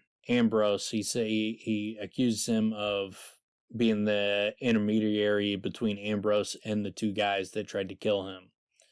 And he's like, Sleat's expression remained impassive, his body loose and relaxed, but I could see a slight tension in his shoulders. Very little escapes me when I'm watching closely. And then he goes, Kvothe goes, they say that, do they? Sleat said, and he's like, I gave a shrug that would put his to shame. My shrug was so nonchalant it would make a cat jealous. I'm a musician. I play 3 nights a span in a busy tavern. I hear all manner of things. I reach for my mug, and what have you heard of me? Because that obviously comes into play at the end, where we find out that not only is Sleat likely the guy that was the intermediary, but these guys were hired killers. He was like, these are guys that are hired to kill people, like specifically. So, when the question is like, were they there to rob them or kill them, Sleat says guys that are hired to kill people. So he specifically points out that they were hired to kill Kvothe. I also like what Rothfuss is doing here with Kvothe watching the body language, because we're about to get that in a more important way with Devi. So he's kind of like warming us up for it with this scene. But yeah, it's this is a delicate balance between, it's getting a little bit, there's tension with him bringing this up and bringing it to him directly, but they're still playing that delicate balance of we're just talking here, rather than throwing out accusations direct. It's an interesting sort of dynamic. He does a good job of bringing in like the classics from Name of the Wind, when he talks about like he gets admitted for less than 3 talents. He talks about the hymns Hot Foot, the whipping, and getting the name, the Bloodless. Like he goes through all those. Then he sets him up with starts calling him a ravel and that kind of stuff, and he's like gets Kvothe to snap at him, says he's a halfway decent musician, and doesn't respect his betters for someone who's so low birth and a ravel, and gets Kvothe to snap, and then he's like, and I also hear you got quite a bit of a temper. Gotcha. Yeah, it's so great. Yeah, he really sets him up there. I like his little. He does talk about his little. His run-in with Elodin. I like that part where it's like vast and terrible magics were unleashed. In the end, he won by throwing you through a stone wall, then off the roof. And I was like, oh yeah, because you remember he broke that wall, but we read it as Elodin does it. But if you see the scene after the fact, it would seem like, yeah, this dude ends up on the ground. So throwing him through a wall, and Kvothe walks away from it. It's pretty wild. Or, didn't kill him, at least. Yeah. Then he goes into the, only that you were cornered in an alley last term by 2 men who killed people for money. And despite the fact that they had knives and caught you quite unaware, you blinded one and beat the other senseless, calling down fire and lightning like Tamerlane the Great. And then you hit the long pause, and then Kvothe's like, did you put Ambrose in touch with them? I asked at last. That, Sleat said frankly, is not a good question. It implies I discussed private dealings after the fact. And, but then he's like, I can say, however, that because of those stories, nobody is much interested in taking that sort of job again. So he as close to a confirmation as we're going to get, confirms that, yes, Ambrose did go through him to hire 2 thugs to kill him. And also that it's implying that he continues to try to hire thugs to kill Kvothe. It seems, it does. That implies that this is, it's a continued effort, but that no one is willing to do it anymore.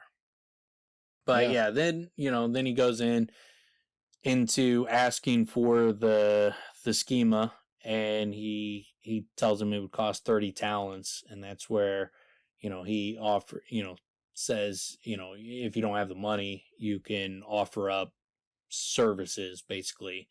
And he's like, do you owe anybody else? And I love he tells him he owes Devi 6 talents, and Sleat's like, oh shit, Devi? He's like, there's nothing we can do. Then Kvothe kind of fucking thinks he's just trying to, needle him for more money. And he's like, I was thrown off. I thought your reputation. I was misled by your reputation. And Sleat's, like, what do you mean? And he's like, well, come on. He's like, you're going to pretend you're scared of this little slip of a girl? And then Sleat's like, he's like, she's a little slip of a girl? He's like, yeah, I was thrown off by thinking you're intelligent. It's like, you don't know who the hell you're dealing with, buddy. It really is laying the scene for him and Devi's battle. Yeah. Well, and then at that, he's just like, all right, get the fuck out of here. Yeah. Like, you're not a rational person. You have no clue what's going on. Whoa, hey, hang on a second. Because he's always going to negotiate in some way. It struck me because Kvothe is kind of acting like she's a slip of a girl. He's trying to goad Sleat into going ahead and letting him borrow money, but the truth is Kvothe doesn't realize how dangerous she is. He hasn't for a long time now. No, he does not. He doesn't get it at all. And it's kind of funny though too, because we just heard recently in the most recent chapters that she can do an 8-part binding. So he knows that. But apparently he just doesn't. He's not thinking through what that means, apparently. Because he's been getting little warnings. We've been getting little. And he's just dominating. He's dominating everybody he comes across. Yeah. So she's not really in the university anymore. Sure. And he's just not appreciating what she's capable of doing. And that was a huge warning sign that this guy, clearly dangerous enough, the stories that Kvothe just told about him, for the fact that Sleat shies away from Devi should tell you something. And to Kvothe's credit, it did, make a shiver go up the back of his spine. He was like, oh, shit, what am I into? Yeah. But he should have prepared better, though. He had enough warning when he goes in there. He just barely gets. We'll talk about it here. It's coming up. Well, it's another instance, though, man, that he should have trusted his instincts, because his instincts were telling him she didn't do it. Now it does get more complicated, and we will get to it, but it's one of those things. I've thought this a couple times, didn't say anything, but it's one of those circumstances where on rereads it's hard to remember that you don't know that she had a part but didn't do it. You know what I'm saying? Like there was some complication there, and that's what he's not appreciating. What he's seeing is something that is a connectiveness, but he's not seeing the end result of how it was connected. And it's hard to remember that we didn't know that initially. At least it is for me. Yeah, and then so it finishes. He gets the crossbow from him. Gets the the little great line was like, I expect you could probably get it within 2 hours. And then they negotiate a little bit, and then he ends up making a deal where he exchanges the gold wiring that he has and the gold spool and for the crossbow. And then he's like, there's a rain barrel behind Grinsome Tannery. The crossbow will be there in 15 minutes. He gave me an insulted look. 2 hours. You don't know anything about me at all. Yeah. I like Sleat's. I love Sleat's cocky arrogance. He's a lot like Kvothe in that that respect of supremely confident in his own abilities, but also he's not an idiot. Like he fears Devi. He's not really arrogant. He's just capable, and he's confident in his capabilities. Yeah, I like also that sort of dynamic as well, where in a way, I mean, it's fear, but he respects. People have some sort of respect for the negotiations of others, and it's probably more based in fear than anything else. But yeah, they don't just run roughshod over each other and make all types of deals. So that sort of respect builds out the world to a degree, at least as far as I'm concerned, because Sleat, Devi, Heffron, these guys are living in the same world and providing things, contraband, things that are somewhat illegal, but there's honor amongst thieves, I guess, sort of. Yeah. And then so he goes, he can't get it from Kelvin, can't get it from Sleat, so now he moves on to Fella, and you get the huge clue, which we've talked about it in previous episodes, where I think this is a major clue in the books when he's like, if when they're standing in front of the 4-plate door, and he asks Fella about it, and if she knows what's behind it, and she's like, if they do, they haven't told me yet. Fella said, stepping close and reaching out to run her fingers along the grooves, the letters made in the stone. Valeritas. I had a dream about the door once, she said. Valeritas was the name of an old dead king. His tomb was behind the door. I obviously we've talked about it, so we don't need to belabor the point, but I do think that is a clue that King Phasia is behind that door, and it's Feyrienial behind that door. I think that the fact that the coin shows the Greystones, the Greystone archways behind King Phasia, that he's he's a Draugr, so he's an old dead Barrow king, and then you have he rescues princesses back from the Barrow kings. Auri's likely Princess Ariel. I think you tie all these things together, and it paints towards King Phasia behind that door in Feyrienial.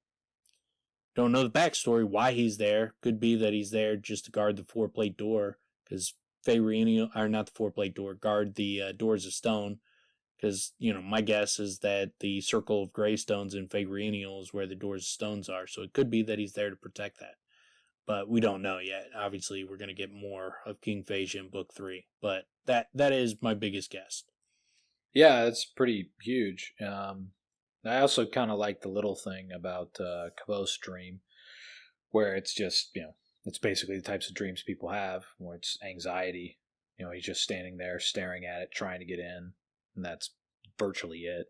Just like in life, or just like in the real world, he's staring at it, can't get in, wondering about it, and in his dream, same thing. And it's just frustration, which fits like Sisay is true to life. Yeah. Right? It's those frustrating, anxious dreams. Yeah, or maybe something too light through the keyhole. Just throwing that out. Mm-hmm. Yeah, it could be. I mean, it's just without more information, it's tough to know what that would mean. But it would not surprise me if that is a clue that it's just impossible to understand without more information.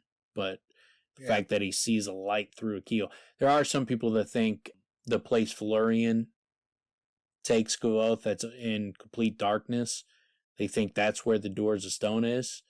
And I don't, but there are people that think that. And so, that would throw a very, very little wrench in that theory, is that he's, in his dreams, he's seeing a light through that keyhole. Throw a little shade on it, if you will, if you allow it. Yeah. Yeah. But, throwing a little light on the darkness, right? That's one tough to know if there's anything there. But yeah, then he goes in, he explains what's going on with malfeasance being used against him, that he needs to find a schema to get a gram. And, he walks through, Fella kind of makes a deal with him that, she's going to help him. And he's like, I'm sorry to drag you into this, but you're the only one. Fella waved her hands in negation. None of that. I told you to ask if you ever needed a favor, and I'm glad you did. It's funny, like how he helped her with Ambrose. He saved her. He literally saved her life from being burned to death. And he's like very hesitant to ask her for any kind of favor in return. He like when she gave him the cloak, the nerdy freaking cloak, he thinks that's more than enough. And she's the exact opposite. She's like, no, you saved my life. There's nothing I can do. Yeah, there's nothing I can do to make it up to you. So I will do whatever you ask, basically. Yeah, and he's still super. And throughout this, as she does these continual small favors, he's like, "You're the greatest person in the world. You're the nicest person ever. You're the best. Yeah, the greatest scriv in the history of the world." And to her credit, he is putting her in a precarious situation with the university. They are breaking rules. Mm-hmm. So, like, I mean, the wrongful apprehension, like he talked about, Sleat mentioned, it's a 20 talent fine and, suspension. He got suspended for 2 months and 20 talent fine for Relar level, contraband. And so they're talking about alpha level. He's like, it'll be worse for you. And so he's trying to get her to help him with that. He also tried to get her, and he did get her to help him with sneaking into the archives and showing him around. So, one. Like, he's put her in precarious situations. So it's not nothing. It's not little things she's doing. But I think he's right to think, like, these are big favors. Well, I think also the sneaking in the archives in so many ways is bigger than this. Now, if Lauren got wind of what they're looking for, or Kilvin, that would be problems. But sneaking in that's huge. I mean, that's like expulsion. Yeah. So, but that's over anyway. So, but yeah, I mean, obviously she's willing to really take some real risks to pay back those favors. So, yeah, and then these are also signs that she's into him as well. Yeah, I think it's still there. Yeah, especially later on when they find the book. And yeah, she's disappointed when she's like, all right, now you have to buy me dinner. He's like, buy you dinner? I'll buy all of you dinner. Yeah. We're all gonna go. Yeah. We're all gonna have a great time. Yeah, dude, you are the lamest. I like it, dude. What's so great here is he starts to lay some groundwork unintentionally for Sim, playing a little wingman action, which is pretty great. And he's just doing it honestly, which is pretty great. I really like the way this plays out. It's so great what we'll get in the next chapter, but even just in this, where he comes out and says, like, you don't know Sim very well, do you? And she's like, oh, I've seen him around, blah, blah. Because she's basically underestimating him and his abilities and being able to help. And he says that. He says, you're underestimating him. People do it all the time. Sim's smart. And she's like, everyone here is smart and Sim is nice, but that's the problem. Kvothe says, he's nice, he's gentle, which people see as weak, and he's happy, which people see as simple. It's like, I didn't mean it like that. And he's just like, I know, I'm sorry, blah, blah, blah, blah. But he's just saying, he's tired and had a rough couple days, whatever. But he lays that groundwork that I think sticks in the back of fella's mind, or at least, yeah. Well, and it's 100%. Like, if you talk to girls, like, if they describe a guy as a nice guy, it's usually not a strong compliment, or it is like that guy's a sneaky predator. Like he's Jeez. well, I mean, it is. I mean, like how many guys are like super nice, but they're, quotation marks around the Creepy. nice. Like they say nice things, but it's not true. Like, and you find out it's not true. Like when the girl turns down the nice guy, and then all of a sudden the nice guy is like, "You're a whore." Like, then you find out, like, oh, so that's a fucking act. That guy, like, I don't like the term being a nice guy. I don't think of that as like a positive quality to be a nice person. No, it's I think funny. being It's a funny. kind Wait a minute. person Dan, is correct, but being nice, like sometimes being nice is okay, but sometimes you need to fucking have a stiff backbone and tell someone to go fuck themselves. It's funny you say that, man. Every time if I describe a guy to someone as, look, he's a nice guy, that's what I say before I say what I really think about this person. Yeah. I say, look, he's a nice guy, Yeah, but he's whatever. And it's usually like, it's not a compliment. And this is someone I don't spend a lot of time hanging out with because of what comes after the but. Yeah. But yeah, I think that pretty much wraps it up for that chapter for me. Yeah. Okay, well then, chapter 26 is titled Trust. In this chapter, Kvothe heads to Devi's, and after some banter, demands Devi show him his blood to prove she's not sold it or used it to torture him. When she refuses, Kvothe attacks and binds Devi with a moment, but to little avail as Devi's alar overcomes Kvothe, and she manages to reach into her drawer and grab a pocket warmer. After igniting the poor boy, she convinces Kvothe to release his alar. She rips out some of his hair, attaches it to the moment, binds him, threatens him, and throws him out of her house. Tim, you want to take this one? You made it sound like she lit him on fire. By using some of the verbiage. No, I get it. You use some of the verbiage from the chapter, but you're like intentionally confusing what actually happens. But the poor boy's actually the pocket warmer, the thing she draws heat from to strengthen her alar. This is one of those chapters that the title is apt. It is all about trust. And it's actually kind of funny. Mangle this. Yeah. Mangle it, both of them. It's kind of funny. It's kind of funny how I don't see Devi this way, but she becomes just like exactly what you would expect is, I trusted you. I trusted you. She just keeps like saying it.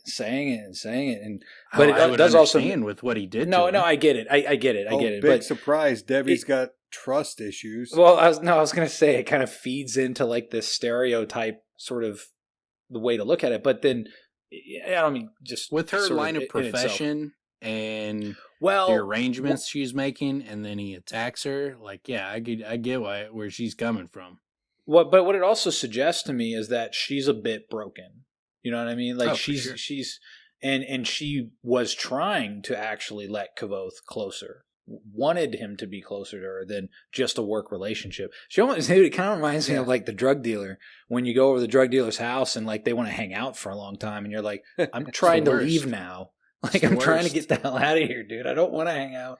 I don't want to. Pineapple Express does such a good job with that dichotomy. I worked with guys that were slinging shit, and then like go over to their house, and then I get stuck playing like Tiger's Woods golf with them for like fucking an hour, and it's like, it's kind of a fun game, and I like playing it, but you got like these 3 giant mean fucking pit bulls walking around your place, and you got guns everywhere, and then you got little babies walking around. This is a very uncomfortable environment I'm in right now. Yeah, I would rather in and out. Yeah. Yeah. So you gotta play that delicate balance, so you can stay on good terms with the. That's why I like the super thuggish kids liked me, because I would be nice. I'd be nice. I'd be a nice guy with them, and I would play that role and be friendly with them, but they made me very uncomfortable. Like their lifestyle made me very uncomfortable. It's a really funny moment, right? That moment in time where you like, because I've had occasions where like I'm doing that, I'm hanging out at the dude's house and I'm like just kind of biding my time to get out of here, and then a bunch of people show up. And then I'm kind of like, wait, so why has he been dragging this out? And then I realize, oh, I'm like muscle right now. like I'm literally here trying to come pick something up. And now I'm like your buddy who's, helping protect the situation on this next deal. It was kind of funny where it's almost like, all right, so am I getting a piece of this? Dude, I've been in situations where like, hanging out with strippers, and then like in their house, and then like the biggest cocaine dealers like in Indiana come rolling through, and you're like, what the fuck did I get myself into right now? Like, this is not, like, I am not that dude. I'm not a dangerous fucking dude, and I'm hanging out with extremely dangerous dudes. And like, I'm like fucking suburban fucking kid. You're a nice guy. And you're a nice guy. I gotta, like, I could roll with it. Like, I'd get along with them. They like me and shit. But in my head, I'm like, I got to get out of here. This is dangerous. Oh, stupid early 20s, man. It's really a lot of dangerous choices that I would not make now. Well, that's what I was going to say a moment ago, that I thought that's what Pineapple Express does so well, is they play that moment out in a comedic nature, and that's virtually the whole movie. You know, it's just like this drug dealer who's actually kind of a nice guy, but at the same time, it's like, can I extract myself from this situation? Hey, man, we're gonna smoke, man. We'll play some video games. So I wanted to hash something out with you guys real quick, because there is a lot of in this chapter, some you get to know Devi, and you get to realize that she's really hurt. Like she's she may have thought of Kvothe as more than just a business partner, like you said, like, or a business associate, as you said, that she wanted something more. And you get to sense her how dangerous she really is now that she's hurt, because what do they say? No wrath like a woman's scorn. Well, Devi's pissed, and she's about to rip Kvothe's face off. Yeah, dude. She takes it that to another level for sure. It's such great sort of character build that Rothfuss does, with her looking like a little pixie, how she's small and she's cute, and she asks for compliments. Like these types of character traits don't fit somebody who then, or maybe they do in a way, but on their surface don't fit someone who then can literally put you in chains, or I don't know how you describe that. I mean, like, crush him. She can literally crush him with her mind, yet she's like fishing for compliments and teasing him and trying to get him to hang out. And it's interesting, man. You need this chapter too, because of their relationship and what she does for a living. Like, she's so flirty and fun, and you like her, and like, you go through the entire first book where you don't see the fucking teeth. You just see, a fun fucking girl. Like, she's witty, she's charming, like, she's fun. And then Sleat, gives you a little bit of a taste, like, okay, there's something dangerous about her. You need to see hears the her danger. Reputation. Yeah. You need to see why she's capable of handling herself. You got to see her handle herself.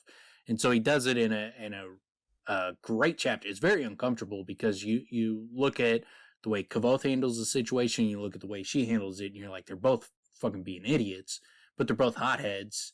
So it's, you can understand why they would do it. Like, you can judge it from an outside perspective and understand that they're both making mistakes, but you can also understand why they're making the mistakes.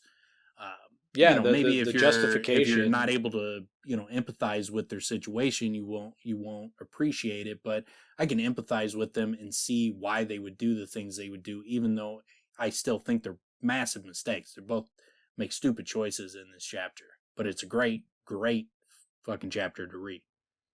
No, he gives the real. He lays it out. He laid it out with watching Sleat's body language, and he's doing it again here. And then exactly when he says it, her face didn't betray her, but with enough practice, anyone can control their face. So he's watching her as they're having their back and forth dialogue. And then her body language didn't give her away either. There was only the slightest tension in her shoulders, only a hint of hesitation, and then it was her eyes. When I mentioned the plumb bob, I saw a flicker there, not just recognition, guilt, of course. She'd sold the formula to Ambrose, and why wouldn't she? Then he goes on to give, the realization of why she would do it in the first place, and, he could sneak into the archives. Hell, with the resources at Ambrose's disposal, he might not even have to do that. But what he basically goes on to explain is that Devi's in a situation where, because of what he saw, of how badly she wanted to get in the archives, Ambrose can offer her something towards that, he can offer basically, and that's where he's kind of using his imagination. I mean, just imagine what he'd be able to offer her, when he bought an entire inn just to spite Kvothe.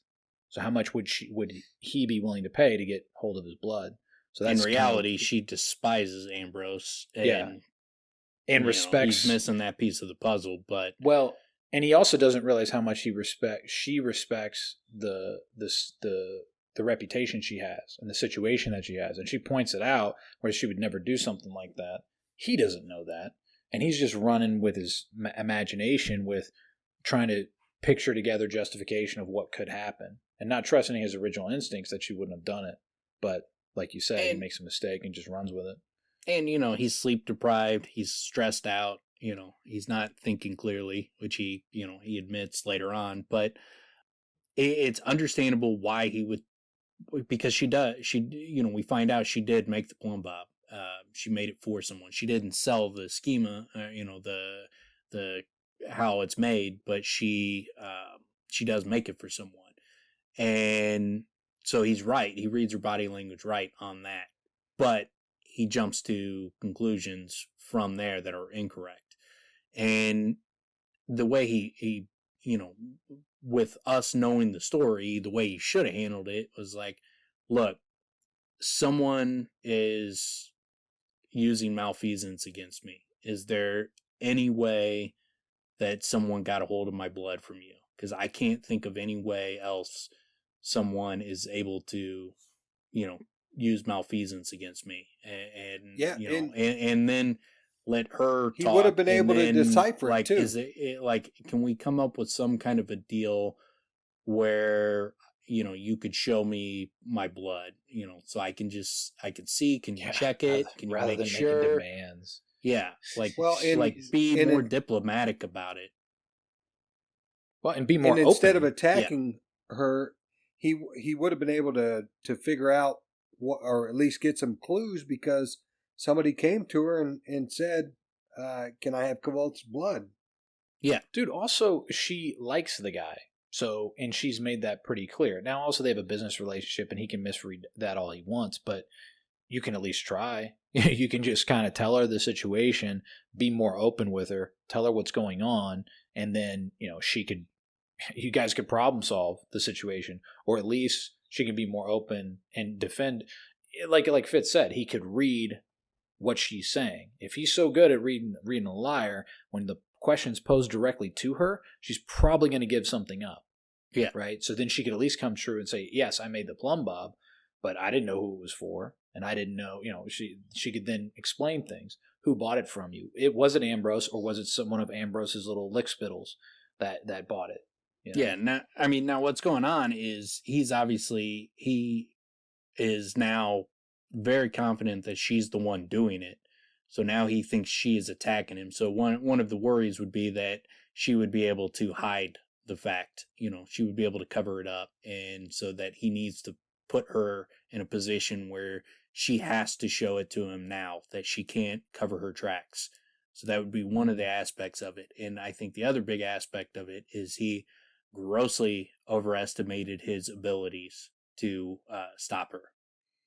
Yeah, clearly. I mean, and so that's the thing, like, moving forward, obviously, he's forced at this point to be very diplomatic with her. If there was some sort of similar situation and he knew that she could run over him with this, then he would have played it completely fucking differently, obviously, than what he did. And I'll take Kvothe's side to some extent because he has no experience of anyone being stronger than him as far as the Alar goes. Not up to this point. Up to this point, he thinks he's number one contender. Yeah. So I mean, he's grossly overestimating his own abilities versus her. He's not giving her enough respect. And then on her side, like when he tells her that someone is using malfeasance against me, she becomes very sarcastic and dismissive and flippant.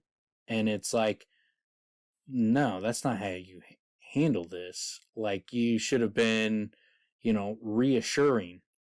Like, look, I understand. Malfeasance is not a fucking joke. Someone is trying to kill him. And she's just being flippant about it. It's like, no, that's not a normal response. Like, she got super defensive and went into sarcastic, flippant mode, and that was just a completely reckless reaction from her when she should have been trying to put out flames. Instead, she just fucking ignited everything. Yeah, and unfortunately, once he pulls the Mamet out, that changes everything. And she started first. No, I get that. Well, I was going to say. I'm sorry. He pulled out the Mamet first. Yeah. And then she started reaching. Yeah. Well, so then he's saying, look, someone has been attacking me. I need to make sure my blood is. And then she starts reading for the drawer. And then that's when nothing's going back after that point. They've passed the point. Well, once he pulled out the Mamet, she refuses. Because at that point, that is a major threat. When he fucked pulls up out the Mamet and he sticks her hair on it, that is a legitimate threat of murder. And it's like she is 100% justified in immediately trying. At that point, Kvothe had gone too far. She can't just now try to calm him down. She's got to try to defend herself. And she does know that Kvothe has got a reputation of being extremely powerful. She can't just assume at this point that he's not going to do something extremely reckless and dangerous for her. So from there, it was over. As soon as he pulled out the Mamet, it was going to happen the way it happened. Yeah. Well, I had a problem with why she didn't, show him the blood. I mean, the reason why he pulled out the Mamet is because she refused, and that's correct. Yeah, she should have reassured him. If before he pulled out the Mamet, she had a chance to reassure him and to make a deal and to come up with some kind of an arrangement. If she was in how I would typically expect her to react is to needle Kvothe for a better position to get something out of him. Like, okay, I will show you your blood, but if you're gonna put this on me, where you're gonna accuse me of this shit, and you're gonna force me to show you this shit, I'll show it to you, but you're gonna have to let me in the archives. Or there should have been some kind of negotiation should have took place at that point instead of being so dismissive. She should have went into a negotiation mode and took advantage of the situation. She got defensive. Yeah, she got defensive, and that's I kind of sided with Kvothe on that point. Which it shows that she does think of him. She was thinking of him as a friend, so she's hurt. You can see she's hurt by the accusation. What's also very like what Fitz was going at, and it hits me the same in a similar way. When she first puts the blood in the vial, she assures him that there's a way to seal it that you can tell it's never been unsealed. And then the idea that she can't even show it to him, that screams guilt. Yeah. And like you said, they both ratcheted up too quickly because it could have been if they were both being more diplomatic and more level-headed about it, then they should have come to some sort of agreement where they both come out with what they want from this situation to some degree, and he either gets to see the blood or she can at least explain what the hell's going on here. But instead, it just takes off real quick, and it's a super tense chapter. But like you said, it's uncomfortable because it is like, well, wait, we've seen the vial. We saw how it put in there, and she even gave him reassurance that once he gets it back, he'll be able to see it's never been tampered with.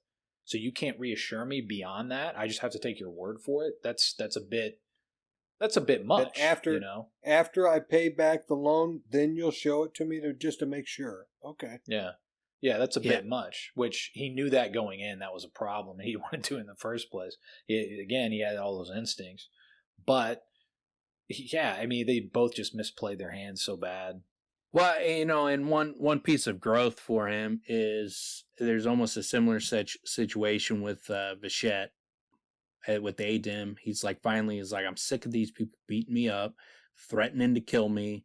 They're going to fucking, cut off my thumbs or kill me. He's like, I'm done with this. So then he goes and like collects the hot water, gets the thread, the piece of iron to break swords, and then, takes a piece of her hair. But he does all the preparation to be able to fight them. But then he just goes and he plays her music and he calms the situation down. So there is, we do see a very similar situation where he's under threat and direct threat from this person, but instead of ratcheting it up, he calms the situation down. And he makes her see another side of him. So it's a nice touch that not a lot of people mention it, but it is, I think it shows a lot of growth from this moment. Yeah, that's a good point. And there is a lot of that. I almost forget that you do see it in so many ways, that he approaches situations differently. But he's still such a hothead, like with the mayor and his aunt. Yeah, he fucking loses it, and you're like, dude, man, you could have approached that about the very differently. Talk shit about the Rue, it's over. Yeah, fuck, man. He could have. Well, and what's kind of funny about that is, this never happens. Like, come on, bro. This happens all the time. Now, she talks better shit than anyone we've heard thus far. Yeah. She lays it on super thick and super vehement. Thanking him for killing Rue bastards. That's what really sets him off. That's pretty brutal. But on this one, I love the battle. I love seeing like a high intense battle back and forth where he uses the Mamet with her hair and he tries to bind her where she can't move her body, her arms and legs. But he binds her, and then, and he took preparation. He like went and got ash from a fire at the Aeolian. And so that's his source. So he prepared for this. And when he walks in, like when he first walks in, he stumbles into her and snatches a piece of her hair. It doesn't say that, but that's obviously how he got her hair to use on the Mamet. So like he wrote it in, subtly where that's what was going on. And he does the same thing to Vachette later on. He stumbles into her and snatches a piece of her hair. But when he binds her and then she keeps moving her hand forward and he's like, oh shit, this girl's fucking tough. And then he creates, 3 bindings, and then she keeps moving forward. And then he goes 5 and she keeps moving forward. And then he's like, she pulls out the fucking, the poor boy, the big, furnace heater thing. And he tries, for 6 and gets it, and 7, he can't get it, but he gets 6 bindings. He's gone further than he's ever gone before. Mm-hmm. And like when he did the 5th binding against her, she's like, "Oh shit, you are good." She's like, "I almost believe the stories about you." And she's like turned on. How badass is Devi, man? Well, and she's like, she never loses control. She's like, yeah, you think you can do this to me?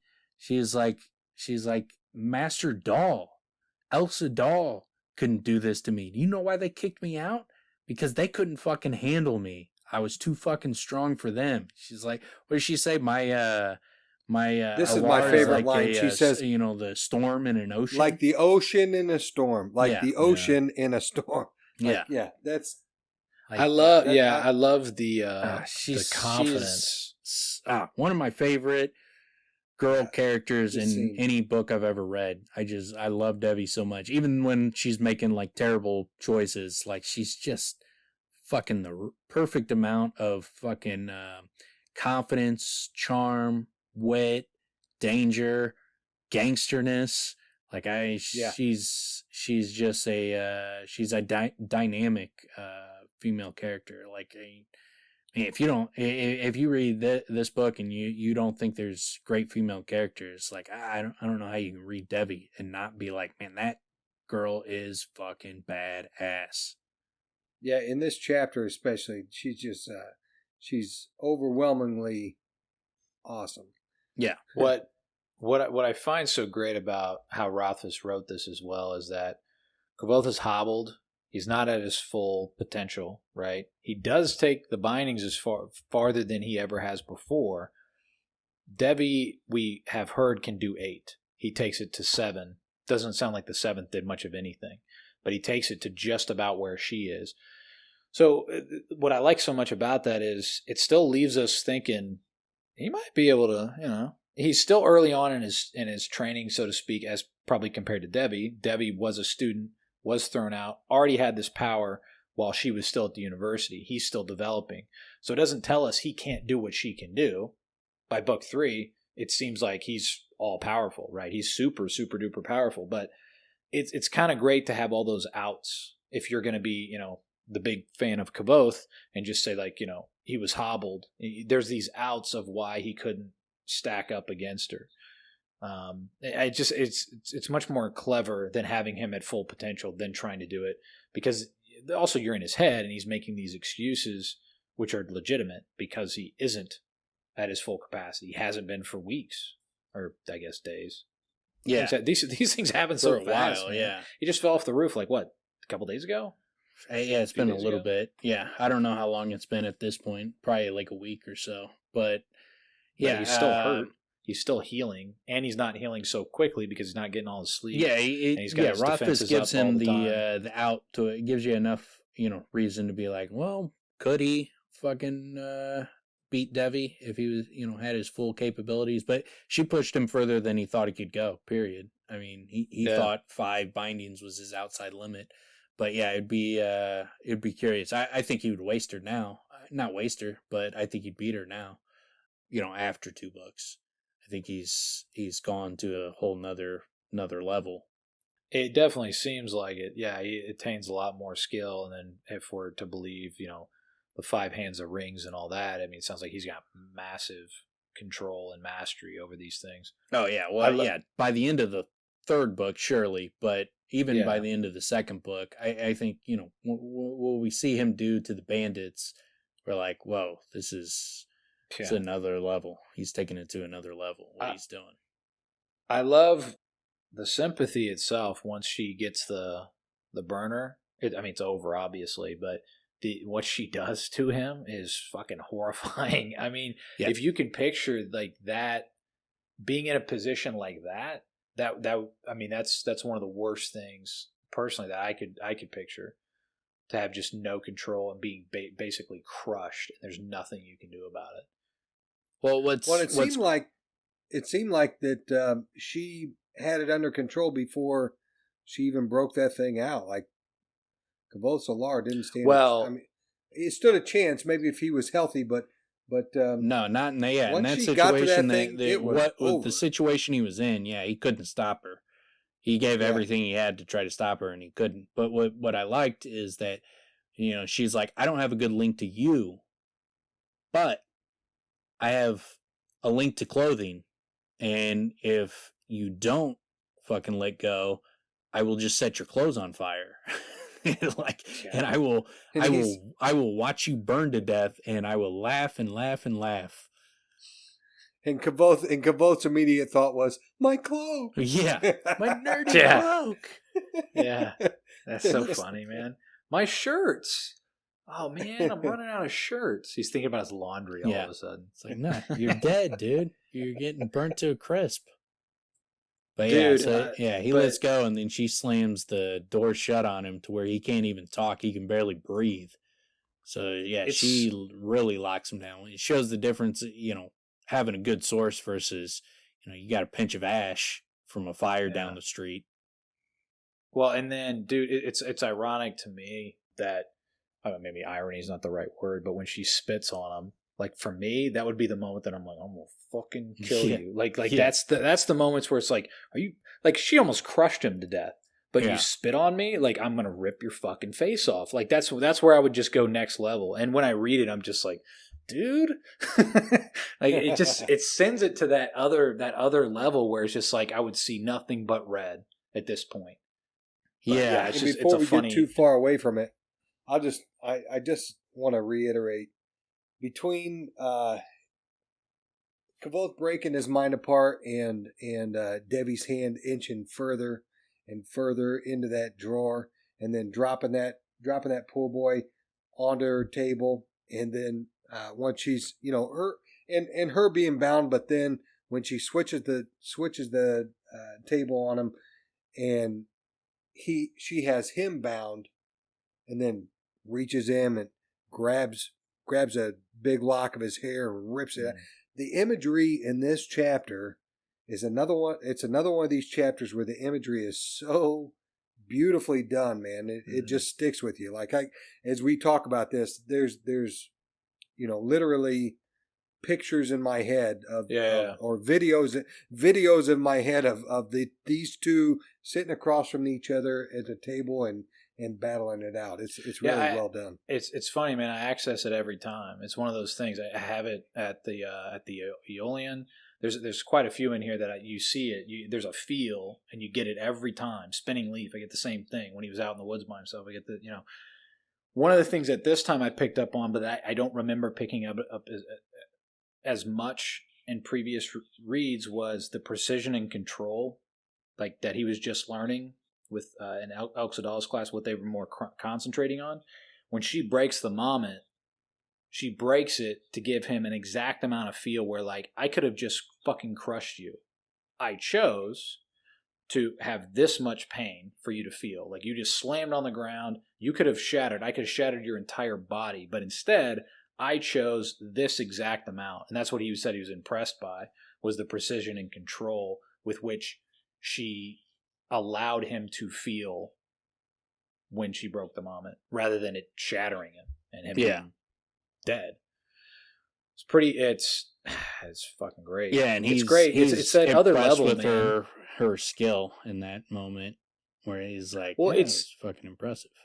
It's a whole nother level that I didn't appreciate in past reads that Rothfuss is taking it to, because I mean, if you consider like the geometrics of this, or just the intricate nature of how they're able to have control over these things, because it's not in our minds, just when we first go through it, it's like, okay, sympathy, and there's this, and it's almost like telekinesis, and there's these qualities to it.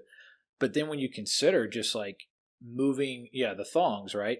Being able to heat something to an exact amount of thongs, or bringing that down and bringing it up, and that amount of precision in your mind. It also is one of the aspects that points to the fucking massive hole, is that not only was she able to let go of her binding whenever she wanted, she let go at a split second before she smashed it across the table. So he went from not being able to move, thinking he's going to get wrecked here, and she let go at the last possible second, showing not even how easy it is to just let go.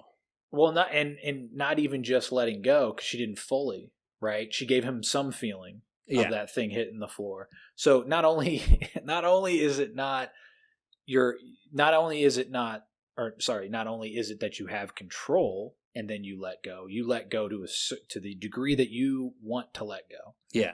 Now, obviously, when he's a kid, he doesn't have that power. And again, if we go back to that and try to play devil's advocate, it would have to be like, because of his bloodline, right? Because he has demon's blood, if you want to take it there, like, he just can't.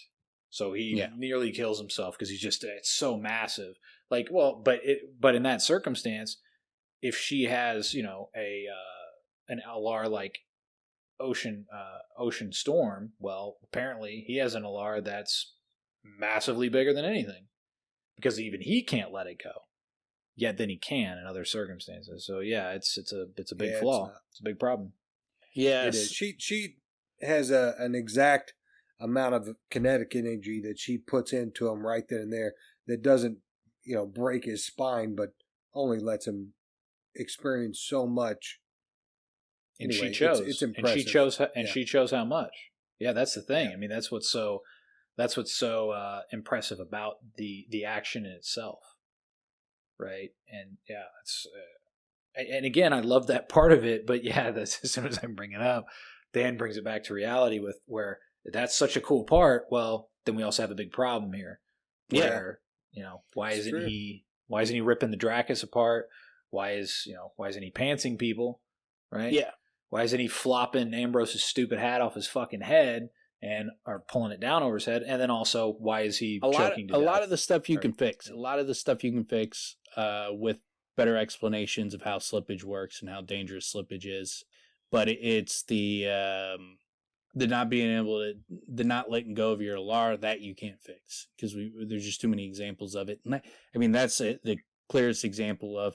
Not only is she able to let it go, but she's got such a subtle touch with it. Like she's got it's just mastery. Such a subtle ability to let it go at just the right time and just the right amount. Like it's so subtly done that clearly just letting go of something is very easy if she has that amount of a subtle touch. It articulates her mastery over it.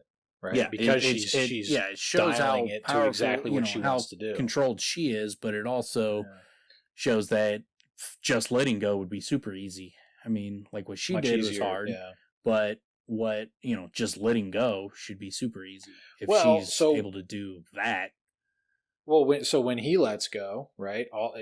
I like that image too. That I can't remember exactly how it's described, but. It's like his mind reels as all the 6 parts come back together. I like picturing that. That's an image that would be pretty cool, visually, where it's just like kind of like. Yeah, because that was like when we talked about that, in that episode, this was one of the chapters I brought up was the fact that when Devi threatened him, he just let go, no problem. And then obviously there's this aspect of it too. Devi demonstrates it as well. This is a very clear episode, a very clear chapter as far as throwing a wrench in that chapter. I know we've talked about it. Clearly, slippage is the that's the key for like bad links and that kind of stuff. Well, yeah, but you can fix. But that's just letting go of a link. He's clearly demonstrated that is just a matter of you just stop.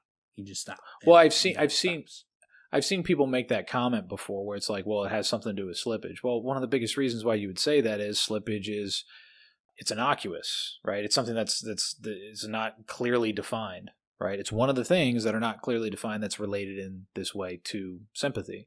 Still doesn't explain it. I mean, it still doesn't completely explain away what the whole is, what the problem is. No, well, the whole, slippage doesn't explain it at all. It doesn't even, there's nothing about slippage that would explain why you couldn't let go of your alar. Yeah. It would only explain why holding the alar would be dangerous. It does not explain why you couldn't just let go of your alar. Because that's just a belief. You just stop believing it. And then it's done immediately. We see it demonstrated over and over and over again that all you do is just stop believing it and then it's done. Wait a minute. Tim brings up an interesting point because with slippage, I mean, maybe it's an over-calculation or a under-calculation, whatever. But the fact that guys get their arms ripped off when it happens, maybe that has something to do with it, that it's slippage in that your calculation of how much alar you put forth initially is too much, and so Kvothe can't let go because he's put too much into it. But there's nothing about slippage. There's nothing about slippage that would explain why you couldn't let go. You could say you can't let go, but not that you can't let go, but that you've put so much initial force into it, so much alar into or bound your alar to something, such a huge force that the way whether you let go or not, slippage would come into play. The way you would think slippage would come into play is if he linked the air outside to the air in his lungs, and he literally damaged his lungs so that his lungs were ripped apart because of the That would make a pressure lot or of sense. whatever. So Like you're the saying it's slippage amount of force destroyed and not your time. lungs. But what he describes is that he couldn't suck in the air. So that is not slippage. That is the link that he created made it impossible for him to suck in air. So in that situation, all he has to do is let go of his alar, and then he should be able to breathe like normal. So slippage does not explain that at all. It would explain it if he had done physical damage to his lungs or something along those lines. But then it, it finishes with she goes, she's not going to give, she's demanding that he pays up the full amount of the loan, the 9 talents, at the end of the term. And if he doesn't have it, he's late. She's going to sell his blood.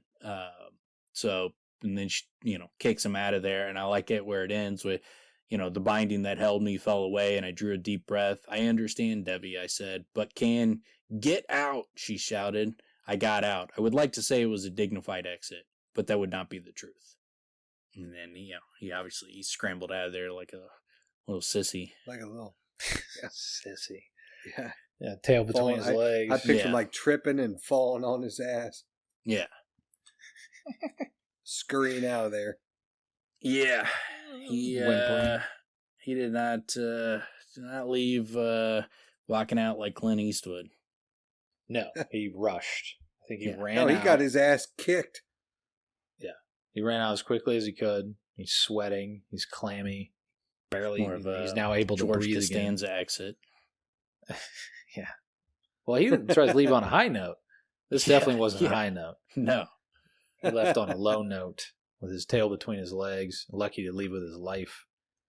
And in a bad position, in a very bad position. But they come back, which is great. They get a little reunited. And it feels so good, as Fitz would like to say. So we got coming up, we're going to probably get into, let's see, they're going to start working on the Graham. He's going to kind of, they find, go into the archives with Fella and Will and Sim. They work together. They find the Graham. He starts to figure it out. They figure out Ambrose is the one attacking him.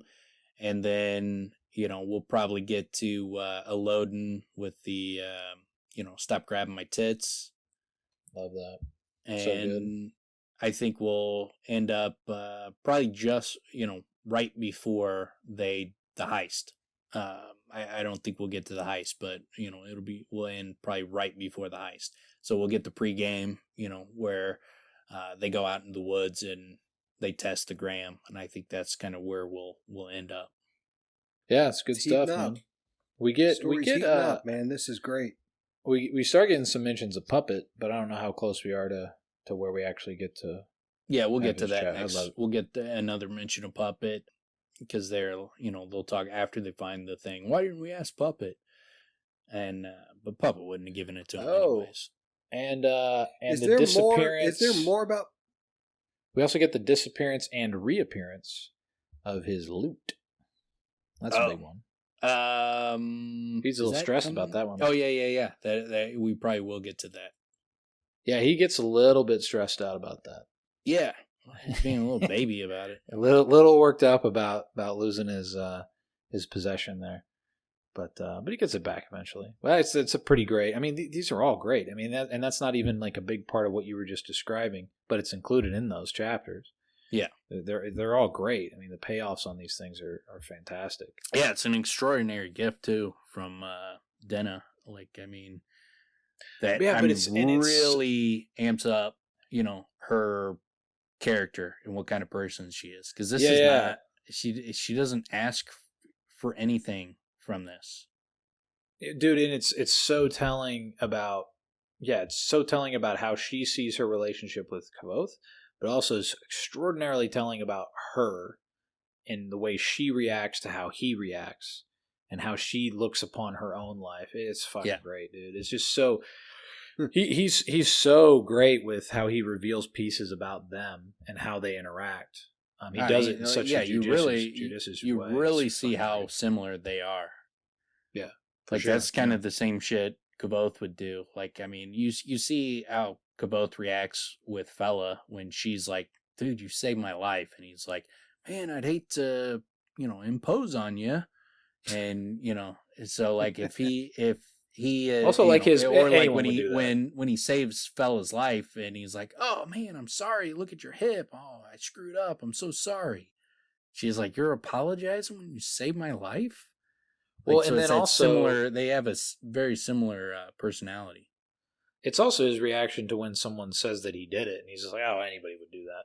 Yeah, fuck. You really think that's true? Because nobody did, and there were a lot of people who had the opportunity that did not do it.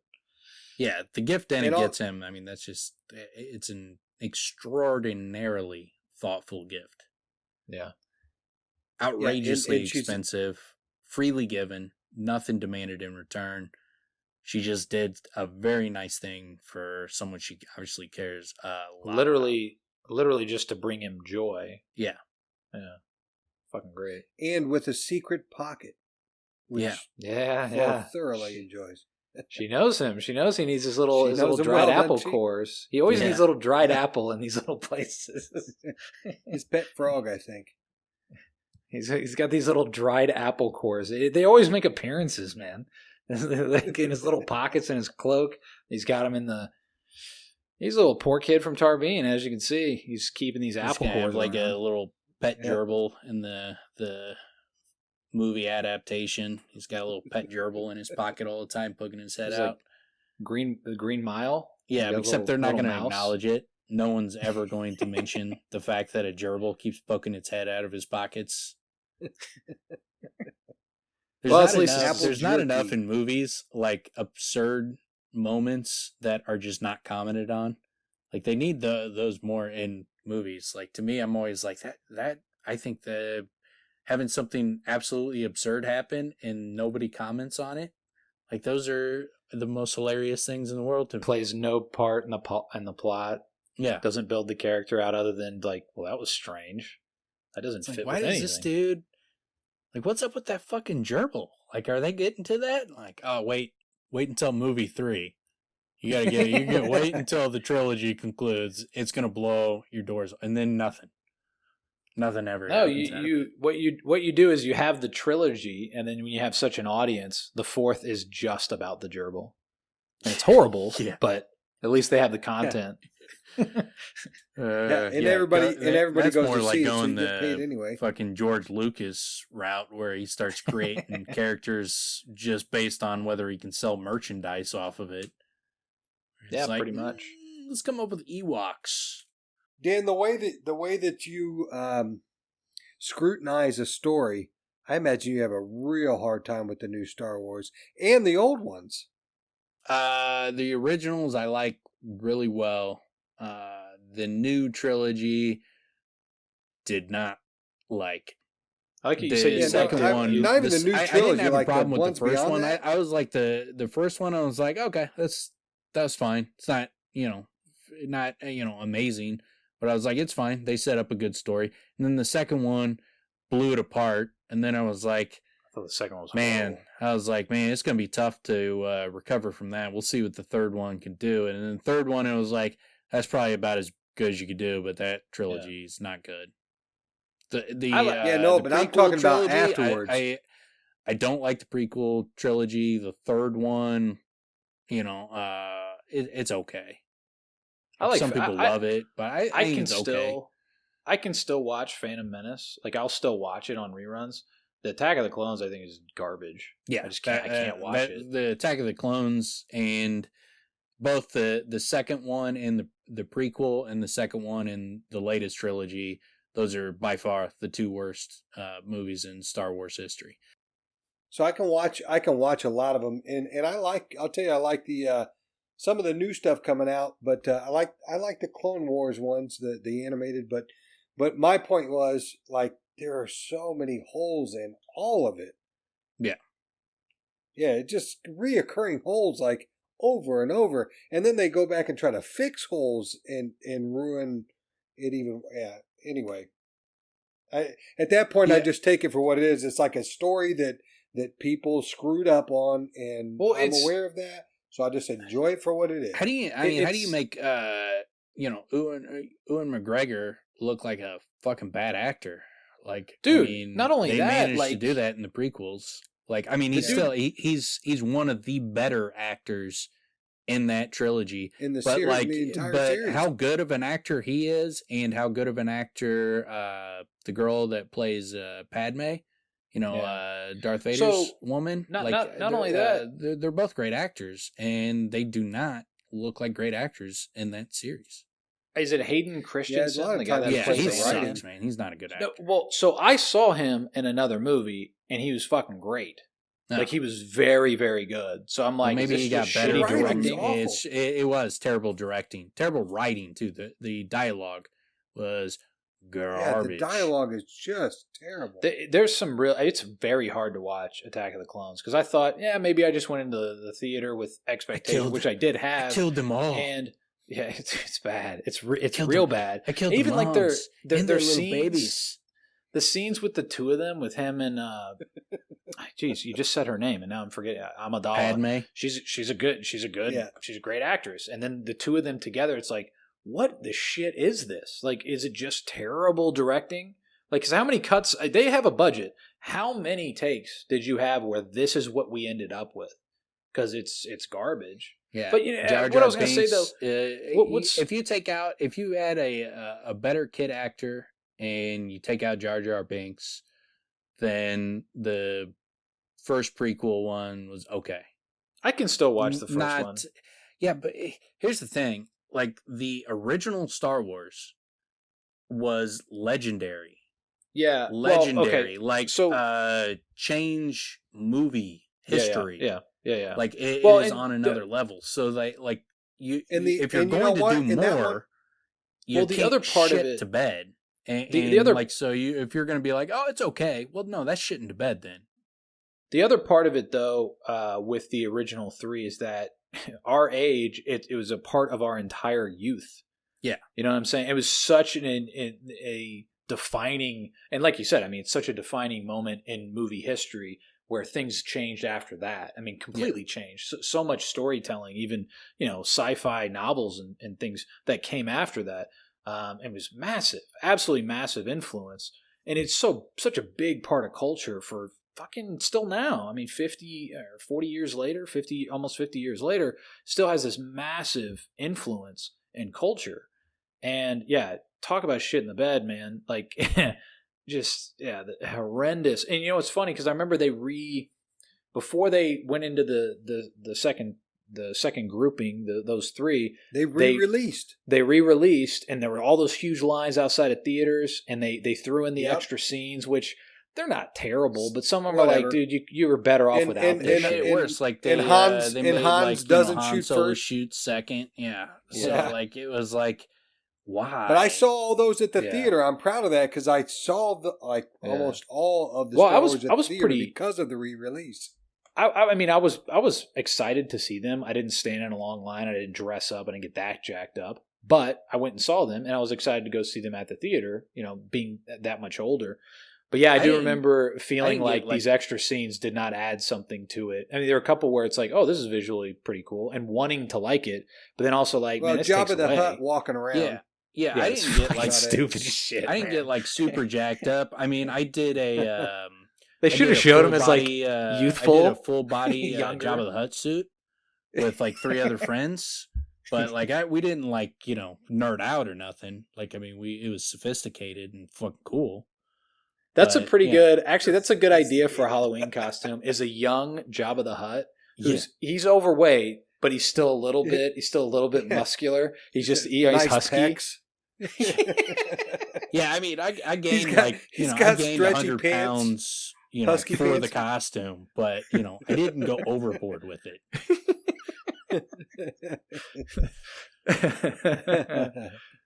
Oh man! But actually, all right. So the newer ones, they're quite watchable. You know what I'm saying? Like, at least for me, I thought the newer ones were actually. I didn't see the Han Solo one, but there's a lot of holes in those stories. Man. I like the Han Solo one, and I like the other. The Solo ones are Rogue, or whatever, the one where they get the Rogue planes. One. Yeah, that's a good one. Yeah, they're. I mean, a lot of them are. They've done a lot better job on the newest newest versions, these newest additions to the Mandalorian's fucking, great. I like that show. Mandalorian's really Mandalorian's great. Not that into Mandalorian, just the so I haven't really watched that. man. Dude, like the trilogy 7, 8, 9, episode 7, 8, 9, like that was built up. I mean, for like me, like I've been thinking about episode 7, 8, 9 since I was like 6 years old. So to give me that, like, whew, man, you just nope, did not scratch what I had built up in my head. Like I had what I thought the direction they would go, like the direction George Lucas probably would have went. It would have been better if he had like storyboarded it and just someone else wrote it and directed it. Yeah. I'll tell you this though, you may not suspect it, but the Lego ones are good and funny. Me and little Patty have a good time watching the Lego Star Wars, and there's a lot of different. Is that a movie or is that a show? Some of the old stuff. Family Guy, good. Family Guy Star Wars are fucking legendary, and Phineas and Ferb's good too. The Family Guy ones are pretty funny. There's a lot of, they go super inside baseball, like scene by scene type stuff. It's pretty. Yeah, funny. They do. Yeah, there's some good stuff. Yeah, Robot Chicken has fantastic scenes of the Emperor and Darth Vader being like a little weakling that gets pushed around a lot, and he's really emotional. And, oh man, it's some of the best Robot Chicken stuff I had seen. Man, that's some good stuff. Spaceballs is from our youth, like is one of like I mean, and Spaceball was so great because it was such a legendary movie and it was so rare to see it. So it was like a fucking treat when you like stumble across it, or you go over to someone's house and they're like, "Look, man, I got Spaceballs on VHS." Like, well, let's watch this 30 times. John Candy and Rick Moranis. Yeah. Who else is in that? God, that was a good movie. John Candy. What's her name? The Joan Rivers. Joan Rivers, yeah. Oh yeah, she's C-3PO. Yeah, and then the like Yoda dude is the famous Mel Brooks. Mel Brooks, yeah. And he's the one that created it, but yeah. Wrote it. Yeah, they do a lot of funny shit with it. Yeah, Rick Moranis he's really funny in that, man. They have the Police Academy dude that does all the voices. Yeah, he's in it. Yeah, it's a classic movie. It's hilarious. Yeah, it's pretty funny. But yeah, that was our little Star Wars rant. So yeah, I don't know how that even started, but okay. So I do really like the Jabba the holes. I do really like the Jabba the Hutt Christmas or Halloween costume idea. A young, great idea. Not really in shape, starting to show that he's going to be a fat guy. And the best would be to dress up as Jabba the Hutt and again deadpan it, like it is not ridiculous. Like you're just wearing a cool costume, like a normal costume. Like, what do you think? Like, do I look like him? Like, are you serious? No. You look ridiculous. Occasionally put on like a prosthetic tongue and go, Jesus. Take it dead serious. Like you're really trying to play him. But yeah, that's the only way to do it. Over the top. Yeah. You got to. If you're going to do something ridiculous, you have to fucking take it over the top. But yeah, I think that'll pretty much do it for this week. So we'll fucking catch you on the flip side. A little flippity flop. What is that? What's the flip side? Is that the other side? Yeah, like the bottom of better a flip than this flop. one. Oh, that sounds gross. Yeah, catch it. Is it like gum and shit stuck to the bottom? Oh, there's the reef. It's just what the kids say, man. I'm not hip with the fucking. Well, hold on. Let me make sure I got this straight. The kids are saying catch you on the flip side. Yeah, that's what they're saying these days. Flippity flip. Yep. Flipping and flopping. Chip chop chip. Yeah, chip chop chip. All right, peace out, folks. Yeah. Good night, guys.